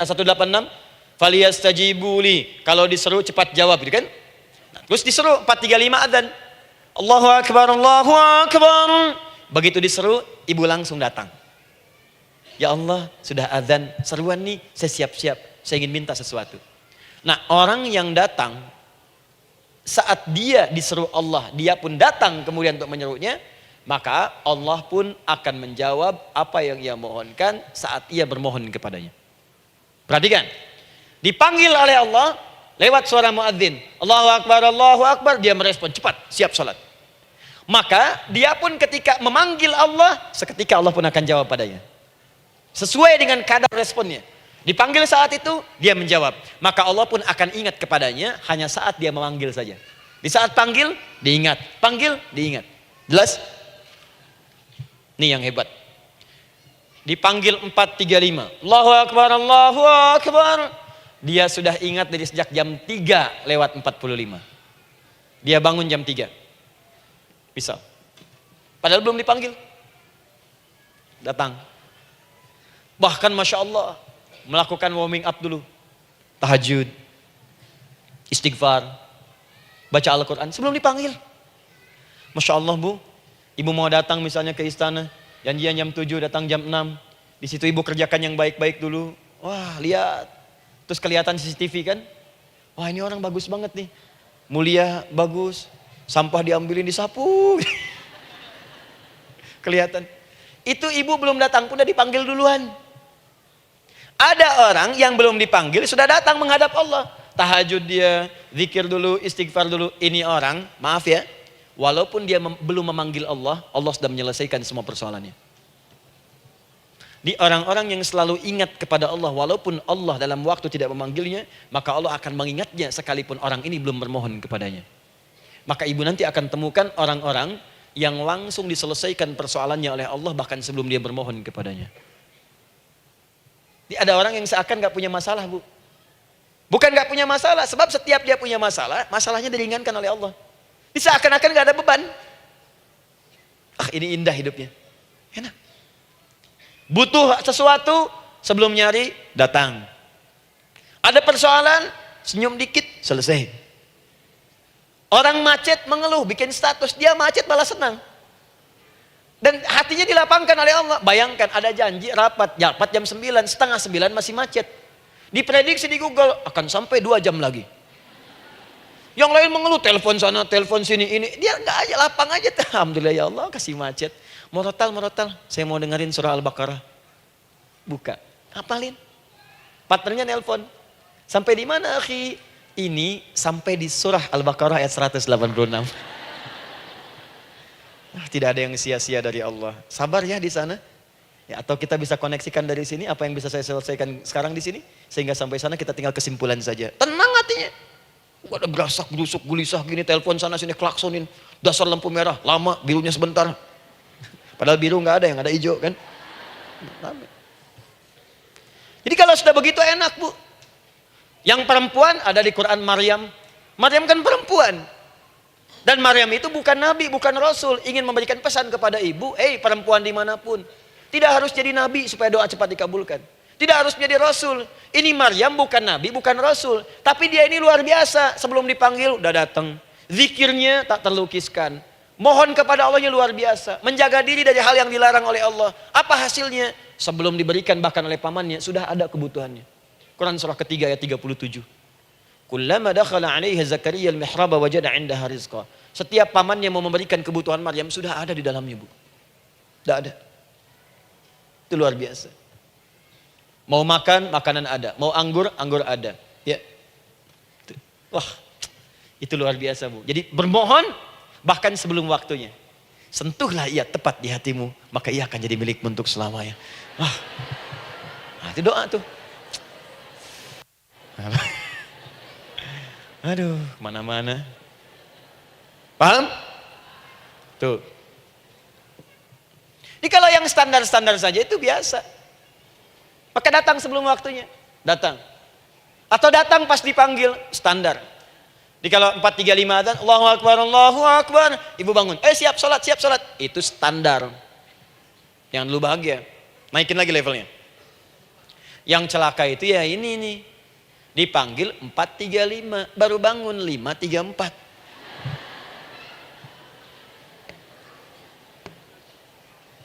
Sholat subuh belum, nuntutnya udah banyak. Ya Allah, kurang apa lagi aku bermohon kepadamu. Sudah aku meminta sekarang, sholat subuh aja belum. Jadi mana keadilannya? Jadi yang pertama, respon seruan Allah. Disitulah Allah pun akan cepat merespon apa yang kita kemudian butuhkan. Jadi yang pertama lewat sholat ya Bu ya. Ingat sholat. Dan sholat itu tadi dari 4 posisi saya ajarkan yang pertama saja satu. Supaya nggak terlampau panjang ya. Berdiri Bu. Saya ajarkan satu, setiap ibu dalam keadaan berdiri dan membaca Al-Fatihah pada kalimat iyyaka na'budu wa iyyaka nasta'in.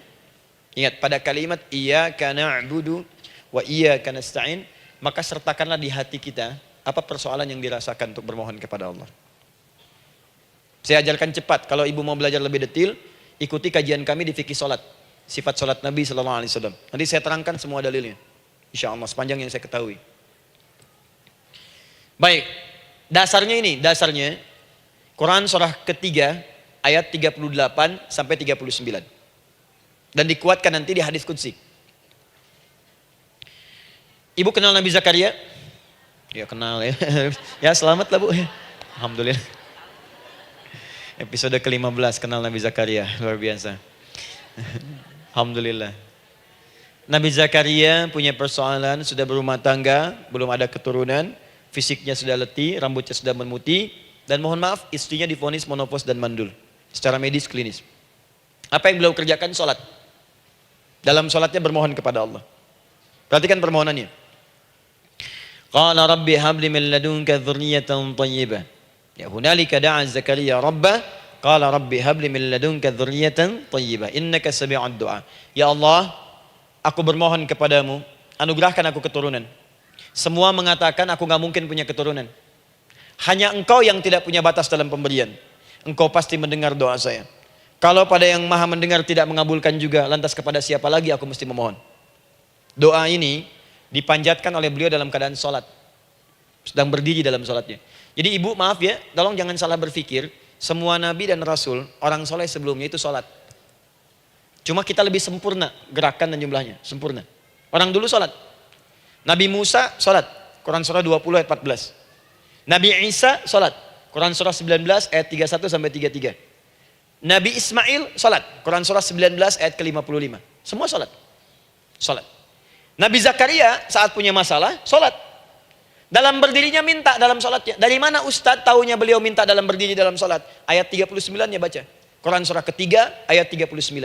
Fanadatul malaika, maka doanya itu dijawab oleh Allah. Datang malaikat menyampaikan jawaban. Wa huwa qaimun yusalli fil mihrab. Sedangkan beliau masih berdiri dalam sholatnya di mihrab. Masih berdiri dalam sholat. Di dalam sholat itu minta. Makanya semua bacaan sholat itu permintaan isinya. Dan dikabulkan oleh Allah. Anallaha yubashshiruka bi Yahya. Allah kasih kabar gembira, engkau akan punya anak, langsung namanya dari Allah Yahya. Artinya hidup yang mustahil menurut manusia. Lahir dari rahim seorang perempuan yang divonis monopos dan mandul menurut medis. Kata Allah, tidak ada yang mustahil bagiku. Lahir dan hidup dia, Yahya. Kapan terjadinya? Sedang sholat. Kapan saat sholatnya? Berdiri. Nah, yang paling menarik, Bu, umatnya Nabi Muhammad SAW ditunggu oleh Allah 5 kali dalam sehari. Dan dimintakan sebelum sholat untuk menyiapkan permohonannya. Maka turunlah Quran surah kedua ayat ke-45. Ibu lihat ayatnya. Wasta'inu bis-sabri was-salah. Bahkan ditegaskan lagi. Di Quran surah kedua ayat 153. Paling kanan sebelah bawah. Ya ayyuhalladzina amanusta'inu bis-sabri was-salah. Yang pertama, nggak pakai panggilan iman. Wasta'inu, kata Allah, hei, kalau kamu punya masalah, jangan mengeluh, jangan berkeluh kesah, jangan terlampau banyak gelisah, cepat siapkan dirimu untuk menunaikan sholat. Siapkan permohonanmu, minta kepadaku lewat sholat. Kalau belum yakin, disebutkan imannya. Ya ayyuhalladzina amanu, hei orang-orang yang masih merasa punya iman, katanya punya iman. Jadi kalau ibu nggak mau minta lewat sholat, dipertanyakan imannya. Kamu punya iman gak? Kata Allah. Yakin gak dengan saya? Kalau punya masalah jangan mengeluh. Datang pada saya minta. Lewat sholat, saya panggil sholat minta. Kalau masih merasa punya iman. Tuh, iman kita tuh dipertaruhkan di situ. Nah sekarang, saya berikan rumus bahasanya. Allah memanggil kita dengan bentuk jama, perintah jama. Wasta'inu. Wasta'inu. Itu bentuk perintah. Wasta'inu, bentuk perintah.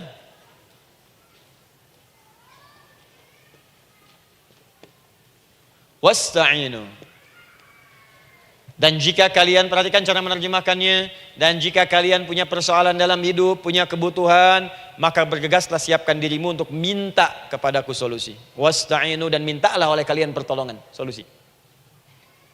Bisabri wassalah. Pertama, sabar dulu. Sebelum sholat, sabar dulu dengan itu. Tahan dulu. Terima dulu. Jangan mengeluh, terima dulu. Nanti dalam sholat minta solusi. Itu maksudnya. Punya masalah sekarang jam 9 lewat. Sabar, tahan dulu. Koreksi diri, istighfar. Nanti zuhur minta. Atau duha sekarang sholat. Datang ke masjid, sholat duha minta. Tahiyatul masjid minta sekarang. Sabar. Ini sabar, terima dulu. Jangan mengeluh, sabar. Ingat, terima, sabar. Karena Allah mustahil memberikan ujian masalah kalau kita tidak sanggup menerimanya. La yukallifullahu nafsan illa. Saya sering katakan, Bu, ya, maaf kalau kalimat ini mungkin kurang berkenan, tapi kalimat ini nyata. Kalau ibu sekarang punya masalah seberat apapun, itu artinya hanya ibu yang sanggup untuk menerimanya. Saya tidak. Betul, karena itu persoalan itu dititipkan kepada ibu, bukan kepada seorang bernama Adi Hidayat. Ibu yang dipercaya. Ya, ibu dipercaya oleh Allah. Kenapa ibu tidak yakin dengan itu? Karena cuma ibu yang bisa mengatasi. Ibu yang mampu, saya tidak. Karena itu dititipkan pada ibu. Kaidahnya, la yukallifullahu nafsan illa wus'aha. Allah nggak akan berikan beban, ujian, masalah kalau dia nggak mampu. Artinya kalau saya nggak mampu, saya nggak dikasih. Ibu mampu, ibu diberi. Jangan mengeluh. Kenapa mesti saya, ya Allah? Kamu mampu. Ya Allah, why me? Why not? Kamu yang bisa.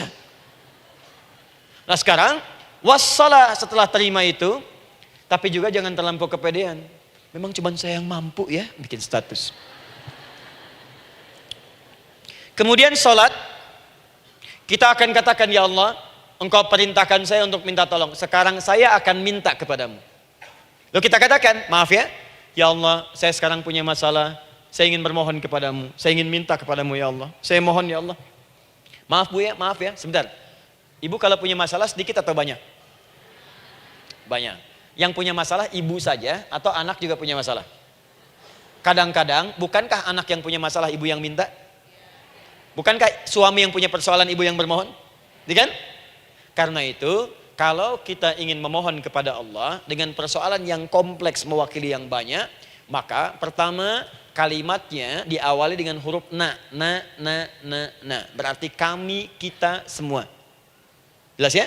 Nah, ibu ingin robah kalimatnya minta tolong. Kata Allah, minta kepadaku pertolongan. Wasta'inu. Ibu ingin robah menjadi bentuk permintaan. Rubah kalimatnya menjadi nasta'in. Nasta'in. Nasta'in.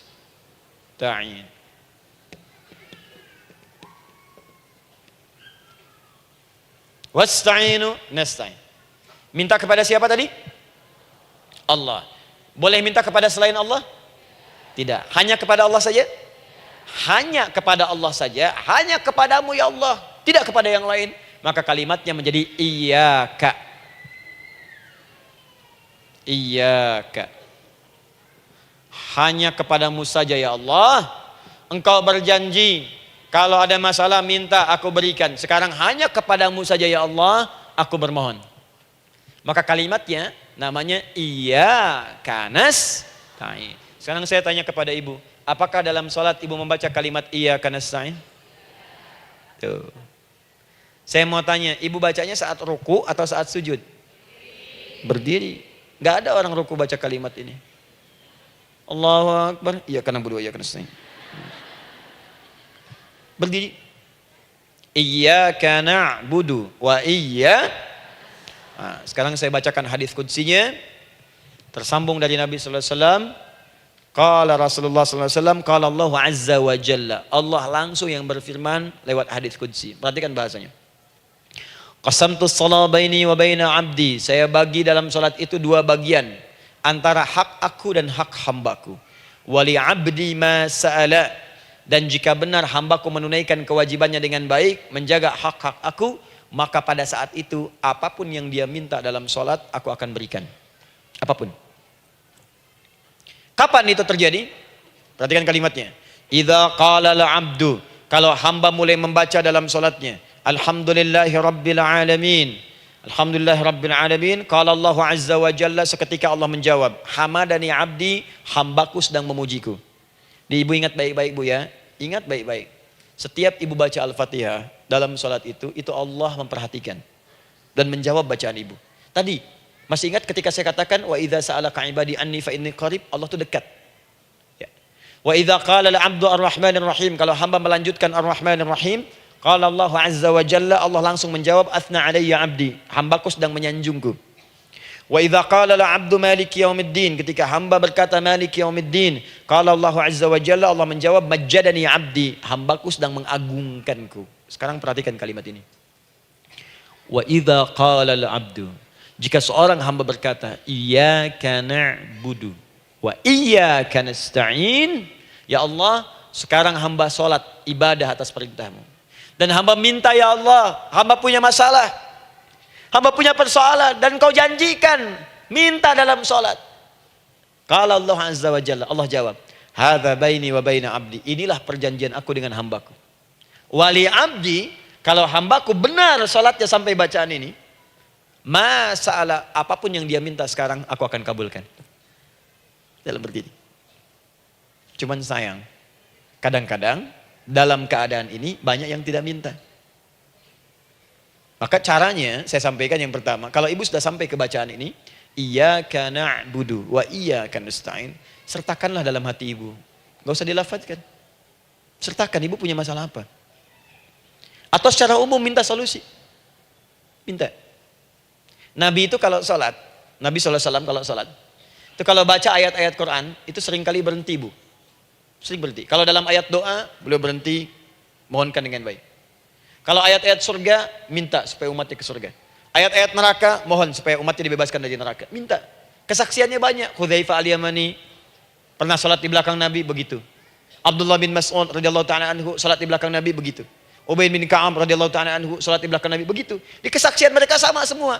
Makanya seringkali itu nggak sadar, enak salat dengan Nabi itu. Nyaman. Kalau baca ayat surga seakan-akan pengen cepat ke surga. Kalau baca ayat doa berdoa, jadi nggak sadar. Rakaat pertama 100 ayat aja Al-Baqarah. Ya, kadang-kadang lewat ke Ali Imran. Pernah rekornya 5 juz 4 halaman, An-Nisa ayat 176 baru berhenti. Ya, walaupun besoknya nggak pada ikutan lagi. Ya, karena merasa ini kapan rukunya gitu, sekarang atau nanti, sekarang atau nanti. Tapi enak. Nah, saya ajarkan satu hal, kalau kita sampai pada bacaan Al-Fatihah tadi, jeda sejenak Bu, rasakan itu, minta. Minta. Setelah itu, Allah ajarkan satu lafaz, kalau lafaz ini benar dibacakan oleh ibu, benar dibacakan, maka seketika doa akan dijawab. Langsung dikabulkan. Apa bacaan itu? Nanti dalam pelajaran selanjutnya kita akan bahas ya, insya Allah. Masih ada waktu? Oh ya, kalau masih kita bahas ya. Masih. Ada sesi mau jawab pertanyaan dulu, diskusi dulu, atau saya teruskan sebentar? Teruskan ya. Baik, kalau kita sampai jam 10, saya jeda sampai ke 9.45. Jadi 15 menitnya kita bisa diskusi ya. Baik. Apa lafaz yang kita bisa mohonkan? Teruskan ayatnya. Ihdinas siratal mustaqim.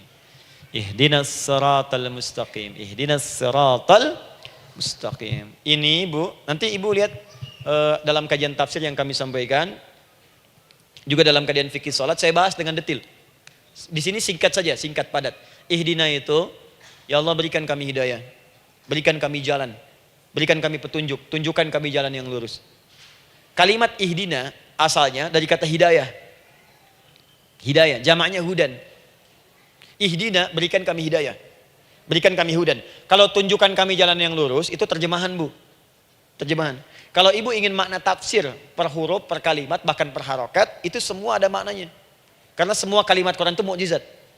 Ihdina dari kata hidayah, hudan, berikan kami hidayah. Hidayah dalam bahasa Arab itu banyak maknanya. Bisa solusi dari semua persoalan. Bisa jalan menuju kemudahan. Bisa kesuksesan. Bisa petunjuk, banyak. Kalau dikumpulkan namanya hudan. Hudan. Makanya Al-Quran disebut hudan, karena di Quran ada semua. Solusi ada, petunjuk ada, kemudahan ada. Dzalikal kitabu la raiba fi hudal.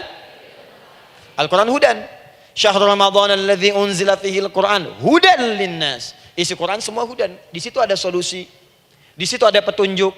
Di situ ada kemudahan. Kalau kita ingin minta semua itu, kalimatnya dikatakan fi'il amr lit talab. Permohonan dalam bentuk kalimat permintaan. Ihdina. Berikan kepada kami hudan. Kalau sudah mengatakan ihdina artinya minta solusi, minta kemudahan, minta petunjuk. Jadi ketika ibu mengucapkan kalimat ihdinas siratal mustaqim, itu artinya ya Allah berikan kepada kami solusi dari masalah yang sedang saya hadapi. Berikan petunjuk dari persoalan yang sedang saya jalani. Berikan kemudahan ya Allah dari kesulitan yang tengah saya hadapi. As-siratal mustaqim, yang lurus, yang gampang. Karena jalan yang gampang itu lurus, gak berkelok Bu. Langsung ke tujuan. Saya mau ke sini jalannya belok-belok, gak langsung kan gak enak. Ibu mau ke satu undangan, jalannya belok sini, belok sini, belok sini, belok sini. Kelokan 9, kelokan 7, kelokan 8. Ya. Kan rasanya berliku. Ibu ingin mendapatkan solusi, tapi dilempar-lempar. Ke sini dulu, berkelok. Sini dulu, sini dulu, sini dulu. Kenapa gak ibu lurus dapatkan langsung? Dalam bahasa Arab, apalagi kalimat yang fasih, mendapatkan sesuatu dengan gampang, dengan mudah. As-siratal mustaqim, lurus ke tujuan, cepat, mudah. Apalagi ke surga nanti, tunjukkan kami jalan yang lurus, yang benar, hak dari Allah dan mudah didapatkan. Itu maksudnya. Ini bukan sekedar tunjukkan jalan yang lurus, solusi yang mudah, yang gampang, yang cepat. Paham di sini ya? Seperti orang-orang dulu mendapatkannya. Siratal ladzina an'amta 'alaihim. Seperti orang dulu mendapatkan semua kenikmatan ketika mereka bermohon kepadamu ya Allah. Siapa mereka? Ada 4 golongan disebutkan di Quran surah keempat ayat 69. Ada para nabi, orang-orang jujur siddiqin, para syuhada dan orang-orang soleh. Ya, wa may yuti'illaha wa rasul fa ulaika ma'al ladzina an'ama Allahu 'alaihim minan nabiyyina was-siddiqina wasyuhada was-shalihin.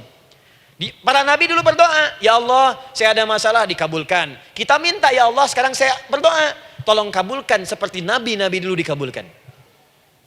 Nabi Ayub sakit, berdoa dikabulkan. Kita sakit, dikabulkan.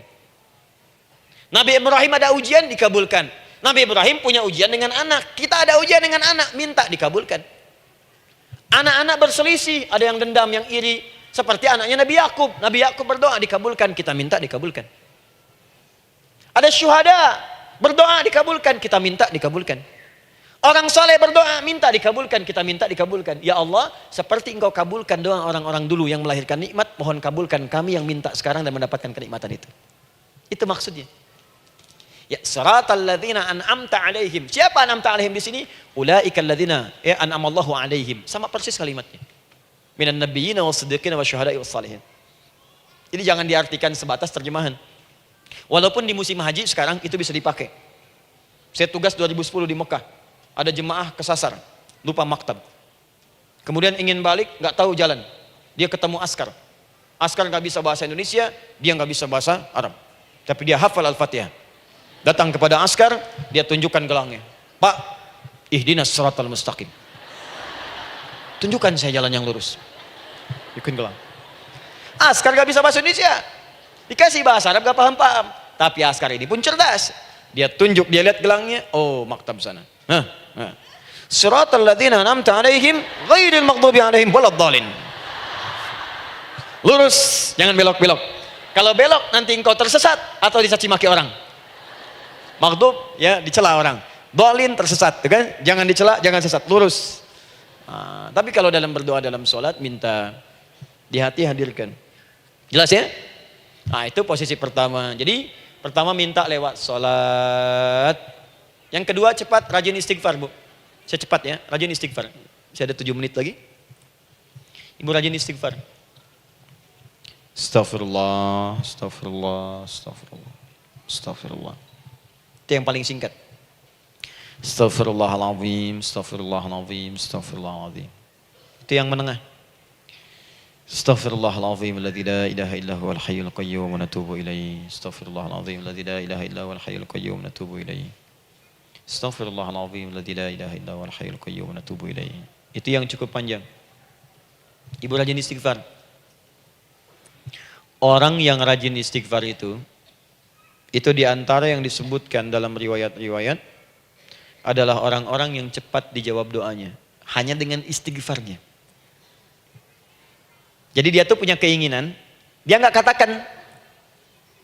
Jadi keinginan di benaknya dia, terus dia istighfar.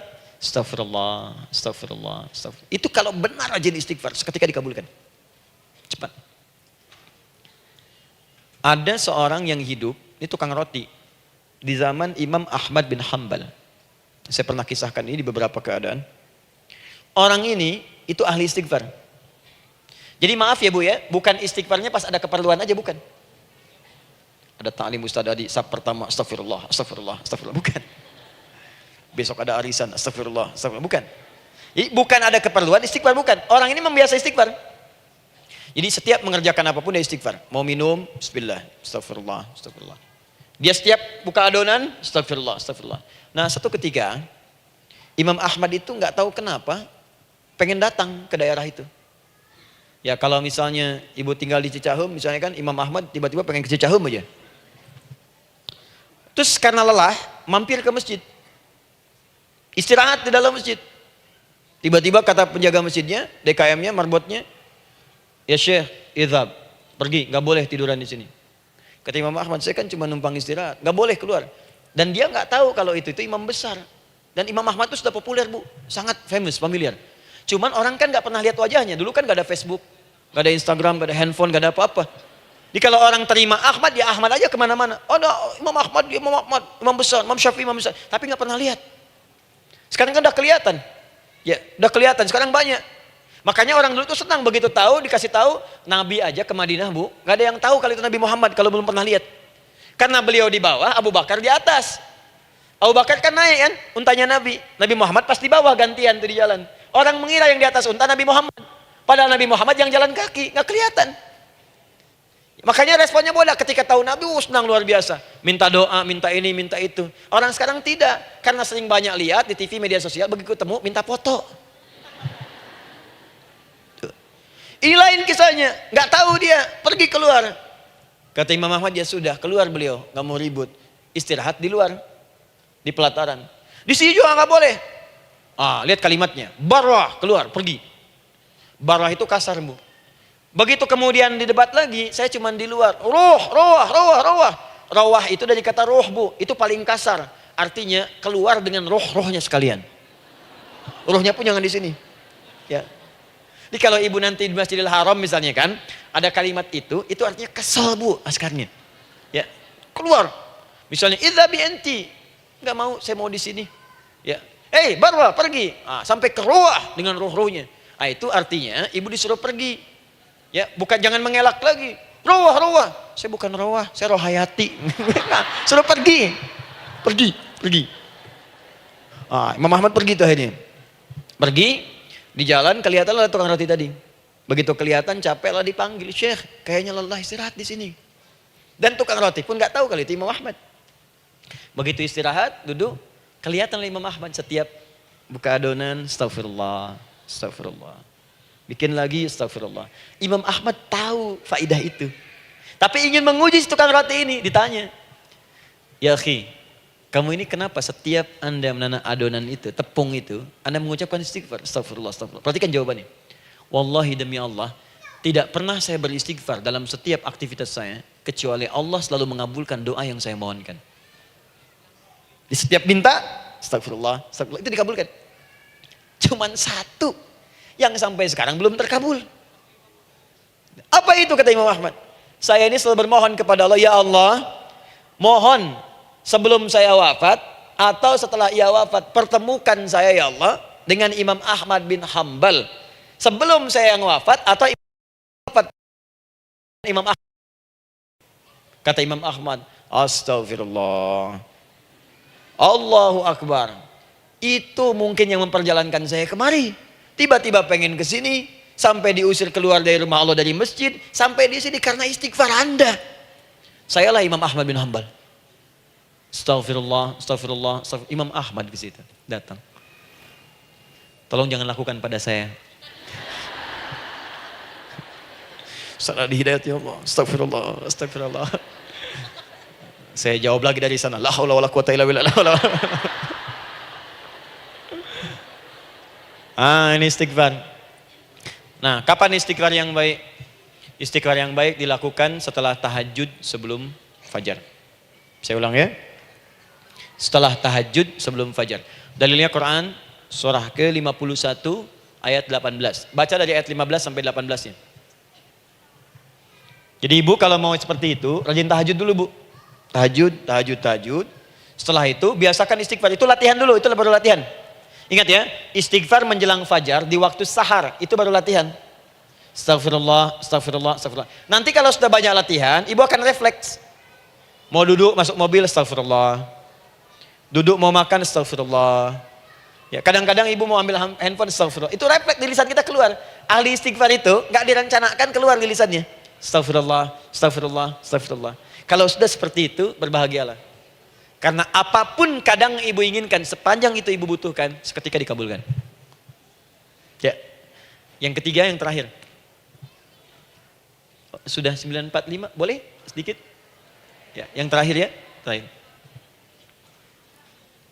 Jangan khawatir, setelah ini selesai. Jangan khawatir.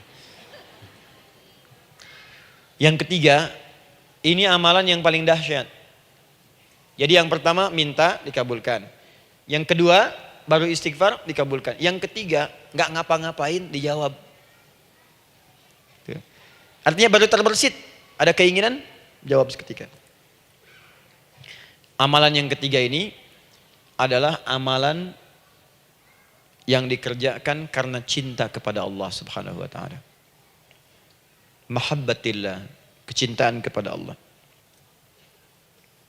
Amalan yang dikerjakan karena cinta kepada Allah Subhanahu wa taala. Amalannya mencintai Allah. Beda bu. Salat dengan cinta dibandingkan dengan salat karena memenuhi kebutuhan atau kewajiban saja, itu akan lain. Ibu kalau benar-benar mencintai Allah, maka dalam salat pun persiapannya akan beda. Saya beri contoh gini ya. Dari pakaian akan lain kata Al-Quran. Quran surah 7 ayat 31. Ya bani Adam khudhu zinatakum inda kulli masjid. Hei anak cucu Adam, kalau ada panggilan dari masjid, kenakan pakaian terindahmu. Di orang-orang yang mencintai Allah saat akan sholat, dia akan perhatikan dari pakaiannya. Jauhkan dari yang haram. Terus cari yang paling baik yang dia kenakan. Gak akan sembarangan. Kalau ibu pakai mukena juga cari mukena yang paling indah. Bukan karena pengen dilihat orang. Karena ingin Allah menyaksikan sholat ibu dalam keadaan yang sempurna. Wudu. Wudu tuh hati-hati gitu. Quran surah ke-5 ayat ke-6. Ya ayyuhalladzina amanu idza qumtum ila shalah faghsilu wujuhakum wa aydiyakum ilal marafiq wamsahu bi ru'usikum wa arjulakum ilal ka'bain. Jadi kalau ada orang beriman mencintai Allah, mau salat, dia mau wudu, wudunya enggak akan sembarangan, Bu. Cuman basuh. Ya, bagian kepala juga harusnya kepala, dia rambut, takut selesai.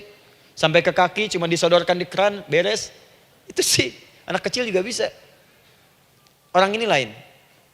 Dia akan pelan-pelan dilihat secara sempurna. Hati-hati, kerjakan karena Allah, karena ingin baik. Kalau orang sholat, hanya kebutuhan saja, maka yang penting dia takbir sampai salam selesai. Tapi ini tidak, dia akan pelajari bagaimana Nabi mengajarkan sholat yang benar. Bagaimana bacaan saya benar. Dia belajar ngaji supaya benar bacaan Fatihahnya. Dia belajar dengan baik supaya khusyuk di dalam sholatnya. Dia pahami satu-satu. Apa artinya Allahu Akbar, apa artinya Subhana Rabbiyal Azim, apa artinya Subhana Rabbiyal A'la, apa artinya Sami Allahu liman hamidah. Dipahami. Di begitu dia sholat dan baru takbir sudah paham misinya. Jika ada orang seperti ini, dia mengerjakan apa yang Allah perintahkan karena cinta dengan Allah. Dia berzakat karena ingin mencintai Allah. Dia berinfak karena cinta dengan Allah, bukan karena uangnya. Pokoknya kalau orang cinta itu, Bu, setiap pecinta dia akan memberikan apapun pada yang dicintai. Walaupun tak diminta. Dan pecinta itu sifatnya, kalau yang dicintainya senang sesuatu, akan otomatis ikut senang. Ibu misalnya senang ya dengan pasangan sebelum menikah.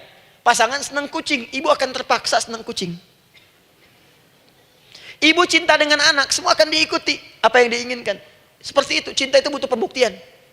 Karena itu sering saya katakan pada akhwat ya yang belum menikah, yang masih muda-muda belum menikah, cinta itu butuh pembuktian. Jadi jangan percaya kalau ada orang yang bicara di lisannya nggak ada buktinya. Aku akan seperti Dilan membawamu dalam motorku. Katakan padanya, aku tak butuh dengan rayuan kata-katamu. Itu hanya angin surga. Yang kubutuhkan, tuliskan namaku di buku nikah kita. Wah, catat. Itu caranya. Main ke Taman Dilan, cuman boncengan. Seakan dunia milik berdua, yang lain gak ada.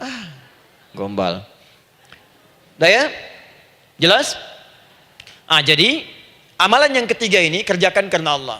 Saya mau contohkan satu. Ibu pernah dengar Imam Malik bin Anas? Pernah ya? Gurunya Al-Imam Asy-Syafi'i, Imam Malik bin Anas, lahir di kisaran tahun 94-95 Hijrah. Siap, Kang Dan. Wah, ini terakhir nih, saya tutup nih. Benar-benar terakhir, betul-betul. 10 menit lagi kalau ada nanti tanya jawab, sedikit. Imam Malik ini, Bu, itu Masya Allah. Saking cinta pada Allah dan Rasul, itu tidak pernah, jangankan sholat.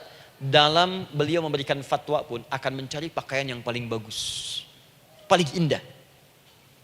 Dan beliau menjaga adab dalam menyampaikan kalimat Nabi pun itu luar biasa.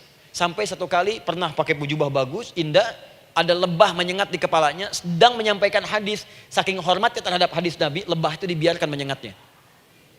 Nggak mau memutus kalimat Nabi, hadis Nabi hanya untuk mengusir lebah, dibiarkan sampai tersengat. Apa yang Allah berikan kepada beliau? Allahu Akbar. Satu kali singkat berdiskusi dengan muridnya Al-Imam Asy-Syafi'i. Kata Al-Imam Asy-Syafi'i, ya guru, setahu saya rizki itu dicari dulu baru dikasih. Imam Malik lebih tinggi ilmunya pada saat itu. Beliau tahu ada 8 jenis rizki. Ya Syafi'i, ada rizki yang tidak perlu dicari, Allah berikan. Wah, berdebat tuh sampai berpisah. Setelah itu secara singkat Imam Asy-Syafi'i lewat di kebun anggur sedang panen anggur besar. Tiba-tiba tergerak untuk membantu, datang ke situ bantu. Begitu selesai dikasih hadiah anggur banyak, besar-besar, indah, enak, gitu kan. Ketika diberi itu langsung senang beliau. Bukan karena anggurnya, karena merasa pendapatnya benar. Jadi begitu bekerja baru dapat. Dibawalah anggur ini diberikan pada gurunya. Perhatikan adabnya terhadap guru. Jadi kalau ibu adabnya bagus pada guru, keberkahan dapat, ilmunya pun menghunjam di jiwa. Imam Syafi'i nggak merasa benar, tapi memberikan sebuah jawaban dengan adab. Guru, tadi itu ada panen anggur, saya mencoba membantu. Begitu saya bantu dikasih anggur, dikencangkan kalimatnya. Begitu saya bantu dikasih. Dibantu dulu baru dikasih. Kalau saya nggak bantu, saya nggak dikasih. Apa jawab Imam Malik? Imam Malik tersenyum, tertawa. Tabassama dhahika. Masya Allah, Syafi'i bahasa kita. Tadi itu saya keluar mau ngajar, siang-siang terik begini saya kepikiran, ya Allah, kalau makan anggur yang enak-enak, enak banget sekarang ini. Ada anggur sekarang. Tuh. Murid berikhtiar, guru mendapatkan hasil. Setelah itu Asy-Syafi'i naik dan jadi bintang di zamannya sampai kekinian pun luar biasa. Dan mendapatkan barakah gurunya seperti gurunya dapatkan, muridnya pun meraihnya. Itulah 3 cara bagi kita untuk bermohon kepada Allah. Jika ingin dipercepat oleh Allah bisa lewat salat, bisa lewat istighfar, bisa juga dengan menciptakan amalan-amalan atau mengikuti amalan-amalan yang dicintakan atau ditujukan untuk mencintai Allah Subhanahu wa taala. Ibu bisa paham ini? Baik. Kemudian berdoa. Tapi yang jadi masalah, Ustadz ketika berdoa kok belum dikabulkan juga? Apa ciri doa dikabulkan? Seperti apa kita tahu doa kita dikabulkan? Itu mungkin kita bahas di episode yang berbeda insyaallah. Alhamdulillahi Rabbil Alamin. Ar-Rahmanir Rahim. Maliki Yaumiddin. Iyyaka na'budu wa iyyaka nasta'in. Ihdinas siratal mustaqim. Siratal ladzina an'amta 'alaihim ghairil maghdubi 'alaihim waladdallin. Allahumma nahmaduka hamdan syakirin, hamdan na'imin, hamdan yuwafi ni'amahu wa yukafi'u mazidah. Ya Rabbana lakal hamdu wa lakal syukru kama yanbaghi li jalali wajhikal karim wa li 'azimi sultanik. Allahumma salli wa sallim barik ala rasulikal karim, nabiyyikal amin, sayyidina Muhammadin wa ala alihi wa sahbihi wa ummatihi ila yaumiddin. Allahumma rabbana ya al-ghafur rahim, la tada' lana fi maqamina hadha fi kulli maqamin dhanban illa ghafarta. Duhai Allah, kami bermohon kepadamu, Engkau yang maha pengampun, Engkau yang maha penghapus segala dosa. Kami mengakui kami berbuat salah, kami mengakui banyak dosa kami kumpulkan, maka kami mohon kepadamu ya Allah, jangan biarkan ada satu orang pun berada di sekitaran majlis ta'lim ini kecuali sebelum ia pulang Engkau telah ampuni segala dosa-dosanya. Engkau telah gugurkan dan hapuskan segala dosa-dosanya. Wala hamman illa farajtah. Ya Allah, jika ada satu orang pun di antara jamaah saat ini yang merasakan kegelisahan dalam hatinya, jangan biarkan dia meninggalkan area majlis ta'lim ini kecuali Engkau telah tenangkan keadaan hatinya. Allahumma wala maridan illa syafaitah. Jika ada di antara kami yang tengah Engkau uji dengan penyakit seberat apapun, maka mohon angkat dan sembuhkan segala penyakitnya. Allahumma wala dainan illa qadaitah. Ya Allah, jika ada di antara kami yang berat hidupnya karena lilitan utang piutang, terjebak riba dan sejenisnya, maka mohon ya Allah dengan keikhlasan amalannya, mohon angkat dan berikan rizki limpah terlimpah kepada yang untuk melunasi utang-utang dan terbebas dari lilitan riba dan semacamnya. Allahumma ya arhamar rahimin, Allahumma tubna ilaika min kullil ma'asi. Ya Allah, kami ingin memperbaiki diri kami. Kami bertobat dari segala maksiat yang pernah kami kerjakan. Allahumma asli ahwalana ma yuqarribuna ila ridhak. Ya Allah, kami bermohon kepadamu, mulai hari ini, mohon bimbing kami untuk memperbaiki diri, supaya kami bisa lebih dekat denganmu ya Allah. Allahumma asli azwajana. Ya Allah, kami mohon sayangi dan perbaiki ya Allah akhlak suami-suami kami. Ya Allah, mohon bimbing suami-suami kami jadi suami yang baik, membimbing keluarga menjadi keluarga yang saleh. Allahumma ya Allah, Allahumma arsyad wa asli ya Allah azwajana, zawjatina. Ya Allah, demikian dengan istri-istri kami ya Allah. Jadikan mereka perempuan-perempuan yang salihah, bimbing menjadi ibu-ibu yang baik. Allahumma abnana, auladana, dzurriyyatina.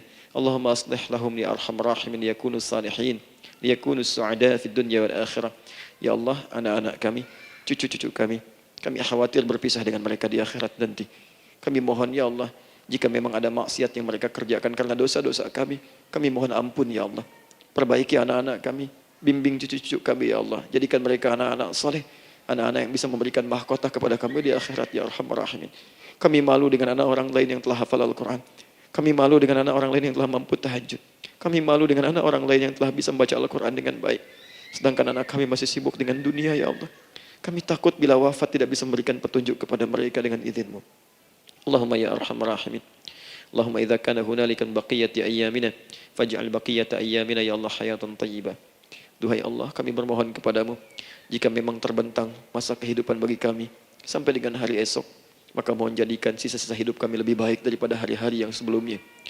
Wa idza kana hadzal yaum min akhir ayyamina faj'al ya Allah hadzal yaum husnal khatimah. Ya Allah, kami mohon, jika memang hari ini adalah hari terakhir kami hidup dan harus kembali kepadamu untuk wafat, mohon jadikan di hari ini kami husnul khatimah.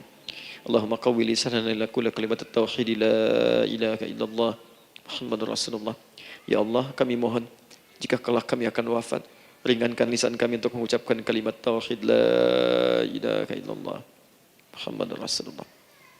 Wa ajib kalimatan bi qaulika ya ayyatuhan nafsul mutmainnah irji'i ila rabbika radiyatan mardiyah fadkhuli fi ibadi wa dakhuli jannati. Ya Allah, kami mohon kelak nanti dalam sakaratul maut nanti. Jika kami bermohon kepadamu dengan kalimat tauhid la ilaha illallah. Mohon jawab kalimat kami ya Allah dengan panggilanmu yang indah.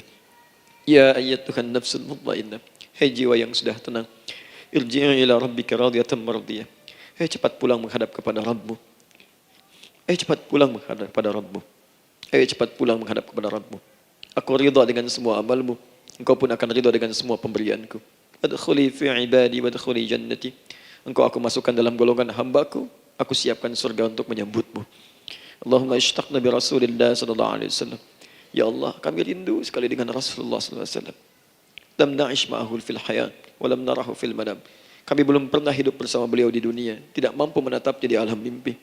Maka mohon ya Allah, jangan biarkan kami berpisah dengan Rasulullah di akhirat nanti ya Rabbal Alamin. Jumpakan kami dengan Rasulullah di Taman Firdausmu yang paling indah. Allahumma ya arhamar rahimin. Allahumma rizqna yusra ya Allah. Likulil hujjaj. Ya Allah, anugerahkan kemudahan, kelapangan kepada para jemaah haji yang berhaji tahun ini ya arhamar rahimin. Allahumma taqabbal minhum ya Allah hajjahum, sa'yahum sa'yan mashkura, wa dhanbahum dhanban maghfura, wa tijaratahum tijaratan lan tabur. Ya Allah, jangan sia-siakan pengorbanan fisik mereka, biaya mereka, waktu mereka, tenaga mereka, emosi mereka. Terima haji mereka ya Allah. Jadikan sa'i mereka berhasil, tawaf mereka benar. Jadikan seluruh manasik yang Kau ridhai ya arhamar rahimin. Allahumma ya Allah, rizq rizqan hasanan tayyiban liyahujju kulla man lam yahujj ya arhamar rahimin. Ya Allah, bagi kawan-kawan kami, kerabat kami, saudara kami, tetangga kami yang belum berhaji, maka anugerahkan kemudahan bagi mereka untuk berhaji ya Allah. Anugerahkan kelapangan untuk berhaji ya Allah. Sekalipun memang tidak terbuka kesempatan itu, maka mohon anugerahkan sifat mabrur kepada kami sekalipun tidak mendapati ibadahnya. Allahumma ya arhamar rahimin. Allahumma rzuqna ya Allah nikmatan salihah. Ya Allah, anugerahkan kepada kami nikmat untuk menjadi orang saleh di dunia dan kembali kepadamu di akhirat dalam keadaan saleh.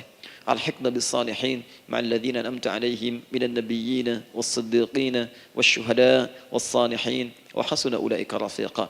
Ya Allah, kumpulkan kelak kami di surga dengan para nabi, orang-orang saleh, para syuhada, orang-orang yang benar di hadapan-Mu. Itulah nikmat terbaik yang mampu kami dapatkan. Allahumma ya Rabb, Allahumma aslih Allah qulubana, ati anfusana taqwaha, wa zakkiha anta khairu man zakkaha, anta waliyuha wa maulaha. Ya Allah, jika memang kami telah Engkau anggap baik sampai dengan pagi hari ini, maka mohon jaga kami dalam keadaan baik sampai wafat ya Allah. Berikan kami kekuatan untuk istiqamah, jauhkan kami dari pengaruh nafsu ya arhamar rahimin. Ya Allah, jika ada saat ini orang-orang yang menyakiti kami ya Allah, berkhianat kepada kami ya Allah, menzalimi kami, maka mohon ampuni dosa mereka ya Allah. Maafkan mereka ya Allah. Bimbing mereka untuk sadar dan bertobat ya Allah. Titipkan dalam jiwa kami sifat untuk saling menyayangi ya Allah. Titipkan dalam jiwa kami sifat untuk saling memaafkan ya Allah. Titipkan dalam jiwa kami sifat untuk bisa memperhatikan ya Allah. Allahumma ya Rabb, Rabbana atina fid dunya hasanah wa fil akhirati hasanah wa qina adzabannar. Bifadlika subhana rabbika rabbil izzati amma yasifun. Wassalamun alal mursalin wa akhiru da'wana alhamdulillahi rabbil alamin. Sebelum saya akhiri dengan doa kifaratul majlis dan salam, saya ingin ucapkan terima kasih pada seluruhnya untuk ta'lim kita di pagi hari ini. Semoga Allah menerima semuanya dan semoga Allah muliakan. Dan terkhusus juga untuk Kang Daan, terima kasih untuk kali ini dan semoga istiqamah dalam kebaikan dan Masya Allah. Amin, amin. Beliau menginspirasi dan saya ingin menjadikan juga beliau sahabat dalam kehidupan untuk seluruhnya. Amin. Dan sahabat terbaik selalu memberikan yang terbaik untuk sahabatnya. Karena itu di pagi hari ini saya ingin sampaikan kepada Bapak Ibu sekalian, Bapak mungkin yang hadir, Ibu yang hadir, saya ingin berikan pada sahabat saya satu anugerah yang mungkin Allah titipkan. Saya akan ajak Kang Daan untuk menunaikan ibadah umrah dengan saya di bulan September insyaAllah. Saat kami akan berangkat pada tanggal 9 September tahun 2019. Saya kira itu dan semoga bermanfaat insyaAllah. Baik. Semoga Allah muliakan untuk semuanya. Terima kasih.